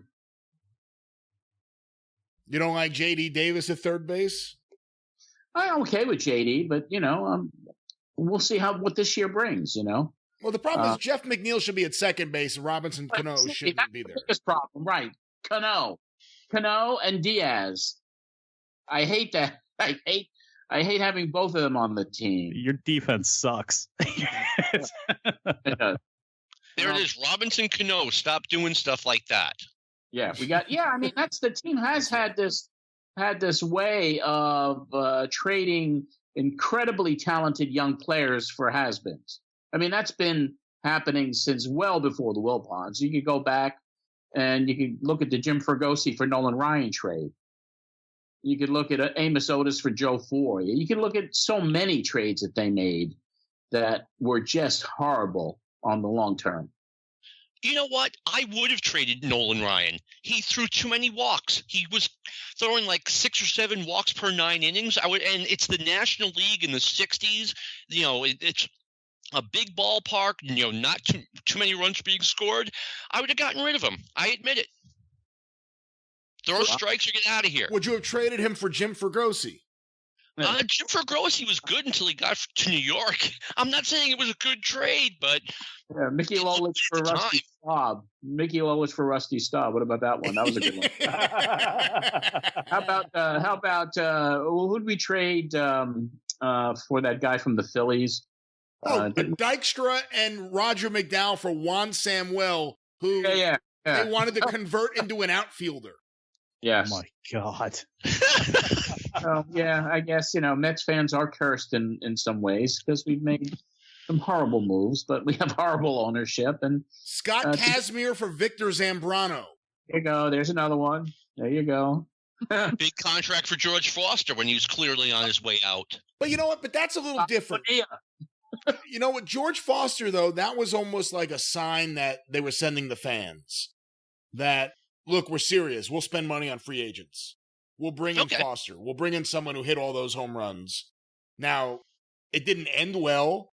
And, I kind of look at Cano in a way as being like our George Foster right now. Yep. In that he's on the team. Hopefully they release him halfway through the season and Lee Mazzilli comes back. I mean, that's really how I look at it. No, that trade, Brodie Van Wagenen gets credit for letting Alonso come up at the start of the season and play the full year. Because the Wilpons would have wanted to keep him down until they can get another year on him. So he would have come up in May. And thank God they didn't, because we had a very special season with Alonso. I remember telling you, John McAdam, that Alonso's going to hit all these home runs. And you said, nah, he did it in the minor leagues. He won't do it here. And you admit it. You wrote to me one day, you were wrong. You said I was wrong about Alonso. You were right. I should have listened. That wouldn't have happened in most years in Mets history. They would have kept him down for a couple months. Other than that, though, he traded Justin Kalanick for Robinson Cano and Diaz, he had the single worst season I've ever seen a closer have in New York. And I've seen all the bad ones. And I hated John Franco. And I thought Benitez gets too much heat because he had some, if we needed to close out the Brewers in May, Benitez was your guy. Yes. But the high pressure situations, he couldn't do it. But I've seen every one of the big closers. We had K-Rod. We had all these guys. I saw Jesse Orosco. We could all talk about how much we love him now. He was messy Jesse. I saw Doug Sisk. You know what I mean? Like, I've seen all these guys. Diaz had the worst season I've ever seen a closer have. Ever. And you could tell by his body language. You just knew it was going to happen. And they kept sending him out there. And it drove me insane. And then I saw a video of the kid they traded for Diaz and Cano hitting a home run. Again, it's summer camp, spring training. And I said, my God, they traded this kid for these two guys who gave us nothing. And more than likely, they're not going to give us anything. He signed Jed Lowry, who I think played, 4 or 5 games in September. And then he would play less than a handful of games. And he's out again. He's out again. It's not April. It's technically the middle of this season. If it was a real season, out with the same injury he was out with originally. We haven't gotten to see him. Don't forget the Wild Boar Man. The Wild Boar Man? Cespedes. Well, I'm not going to blame Van Wagenen for that. No, but that's another Mets curse. The guy falls in a hole after being chased by a wild boar. I mean, that is a story that only happens with the Mets. There's a thing sometimes you see on Twitter. It's like it's like a Met tournament of like ridiculous scandals. You ever see that? No, I'd like to talk it though. You guys talk for a second. Before we wrap up, I have to find this. Let me see if I can find this. Well, I hope he brings up Cleon Jones. Oh my goodness, Cleon. Yeah, marijuana in the van. Well, David Cohn relieving himself in the bullpen. David Cohn, yeah. The worst part about Cano is they took on that contract. They took on the end of that contract, which was ridiculous to start with, and they're trying to, always Robinson Cano from the Yankees. Remember him? He's with us now. Once again, you are not prioritizing winning ball games. No, I mean, Cano, we have 4 years on that contract. It's over at 2024, so we're stuck with it. That's brutal. It's brutal. So, but I bleed orange and blue, as they say. And I always wonder what would have been when I went to my first Major League Baseball game on July 3rd, 1966. My uncle took me to a Mets game, and he was a diehard Yankees game. So I always wonder if he would have taken me across town to the Bronx, if my life growing up and as an adult, and now as a senior citizen, would have been happier. Okay, I found this. This is the Mets all-time misery madness instead of March Madness. Someone did this. So here's the first round. Beltran caught looking. Again, Beltran, we ended the 2006 season with him watching a strike go by. Cutting Justin Turner. Some baseball moves to start. The 8th seed, Kevin Mitchell decapitates a cat. Oh, my. The 9th seed, K-Rod beats up father-in-law. After that, we have Juaner Sanchez cab ride crash. For those of you who don't remember, Juaner Sanchez was having a great year in 2006. Took a late-night cab ride in Florida. Never was the same ever again. Blew so many games for us in 2007, especially 2008, the year we got Johan. Anna Benson, Mrs. Claus outfit, when she dressed as Santa Claus's wife, and it was a little too scandalous. Right. Anna Benson was too much. The 4th seed, Jason Bay. That's all it says. It's just Jason Bay. Oof. The 13th seed, Brandon Nimmo undercooking chicken. That's when he got food poisoning. Number 6, the Shea ceremony after elimination. Remember when they had the Shea goodbye ceremony and the Mets just got eliminated earlier that day? It was the saddest ceremony of all time. When they introduced Howard Johnson, he's crying with all the legends of the Mets. Number 11, batting out of order versus the Reds. The 3rd seed, Mr. Met flipping off fans. The 14th seed, Kaz Matsui anal fissures. Here's one of my favorites. Number 7, the Mike Piazza not gay press conference. When he had to hold a press conference to announce he wasn't gay. The 10th seed, Matt Harvey, urinary tract infection from not peeing. Oh, here's one that I forgot about. The 2nd seed, the dildo in Kevin Hulecki's locker. The 15th seed, Scott Kazmir trade. The number 1 seed, actually, Lucas Duda errant World Series throw in Game 5. Ugh. Here's one I forgot about. Trading Marlon Byrd on his shirt night. Of course, the 1986 brawl with the Houston police. Noah refuses an MRI and then tears his lat. Home runs off Familia. Brett Saberhagen, bleach, super soaker. That's all it says. Oh, that's right. Oh, my God. Can't forget that. Wow. One. David Wright, spinal stenosis. Brody managing from his couch. Ike Davis's Valley Fever. Ike Davis was going to be our first baseman of the future. Looked so good his rookie year. Got injured by a collision with David Wright, and then this Valley Fever just ended it for him. How can you forget this? NLCS 1999. The card game in the locker room with Bonilla and Ricky Henderson. While the team's on the field losing. Luis Castillo dropping the pop-up against the Yankees. Carlos Beltran on the list again. His secret knee surgery that he didn't tell the team about. We have Generation K. Here's one of my favorites. Tony Bernazard fighting a minor leaguer. Tony Bernazard was, I believe, the director of minor league player development. And there were multiple instances, including him ripping his clothes off and yelling at the players. Of course, Bobby Bonilla's contract. Benny Agbayani steals a ball back from the fan. Oh, my God. Benny Agbayani. In the second bracket, I guess there's another number 1 seed here. Bernie Madoff. Jerry Blevins falls off curb, breaks arm. The Keith Hernandez, Darryl Strawberry picture day fight. Shea Stadium congratulates Boston on their World Series victory right before they don't have that victory. Of course, the Wilmer Flores crying, and the night he wasn't traded. The fiasco where Lasting Millage got in trouble for high-fiving fans after his first ever Major League home run.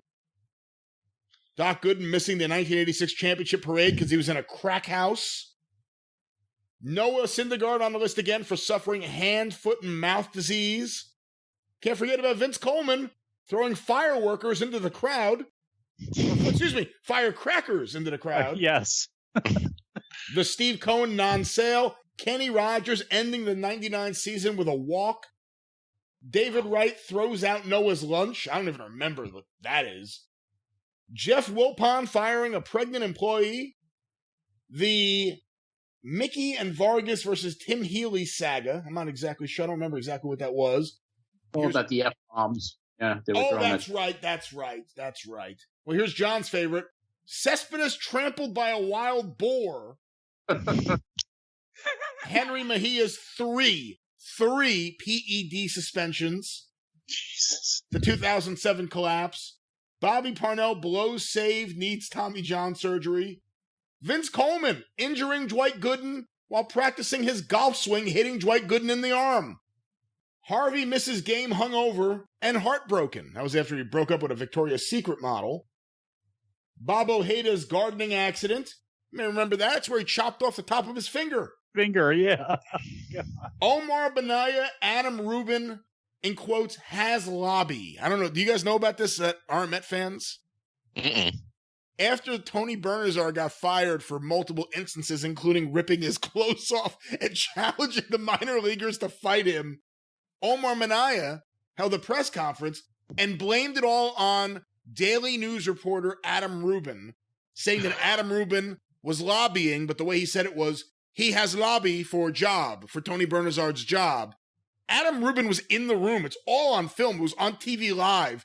You see him, like, as soon as he hears his name, he looks around and he's like, what the hell's going on here? And then he's like, are you really saying that I cost him his job because I wanted to take his job? It's one of the most surreal things ever. Go Google it. The Has Lobby press conference. Can't forget about letting Tom Seaver go twice, not protecting him on the roster, and letting the White Sox claim him after the 83 season. Of course, what is this? 2002 players sneaking weed into Shea Stadium. Mets list alive 1969 players as dead. That was a couple of years ago. I remember that. Beltran hired and fired before opening day. Letting Ryan Church fly concussed. Having an agent as a GM. The Bobby V dugout mustache disguise. There it is. David Cohn. Bullpen masturbation. Firing Willie Randolph at 3 a.m. in California. And, of course, Citi Field's original design, which was naturally for the Mets, honoring the Dodgers. And there's so many other scandals. I still feel like we're missing some. The time we got Craig Swan for Tom Seaver in that big trade, and then Pat Zachary. And didn't he kick the step and broke his foot? That's right. I think he was leading if he wasn't leading the league, he was leading the team in ERA when that happened.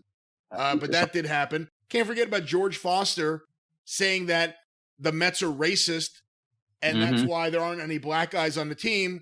They release him in the outfield at the time, Darryl Strawberry and Mookie Wilson, with Kevin Mitchell as the guy who could play infield and outfield. It was one of the most ridiculous. They replaced him with Mookie in the outfield.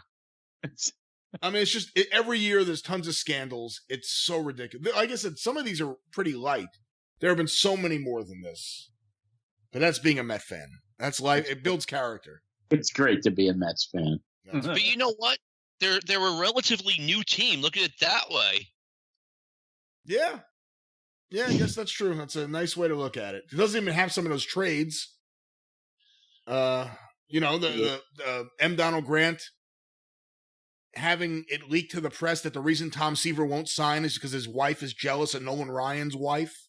Yes, that's what Dick Young wrote the column, That's right. That's why Seaver was like, I'm out of here. Get me out of here. That was when Seaver demanded the trade. He's like, I'm out of here. What about the mascot that was the jackass? Metal the Mule. Yeah. Metal the Mule. Can't forget about that. I mean, Metal the Mule. Whose idea was that? Awful. Day Rollet, Joan Payson's daughter, who took over the team after she passed. Did you ever have any interaction with them when you were working for the Mets? With the Day Rollet, or yeah, 1981. That was when the sale had taken place. Okay, you know what? I was thinking of that game in '79 where I saw you on the field for the '69 reunion. That's what made me think. Before. I had press passes and back in '79 actually. Yeah, and that was on that 10-year reunion.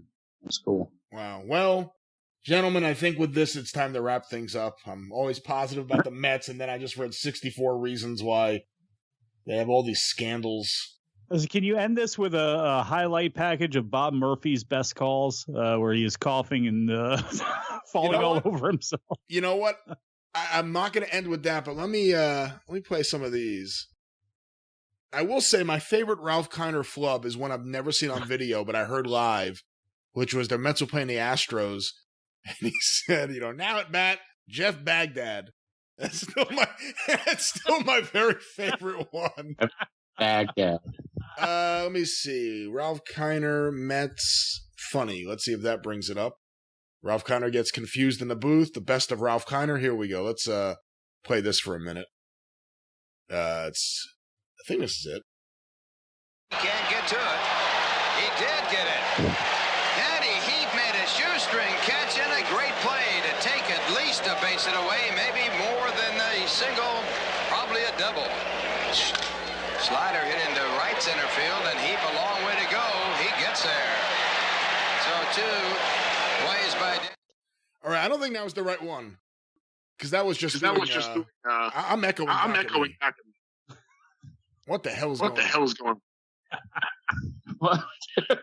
Does anyone else hear an echo? Oh, I do. Testing. Oh, now it's gone. That's better. That's gone. Whose fault was that?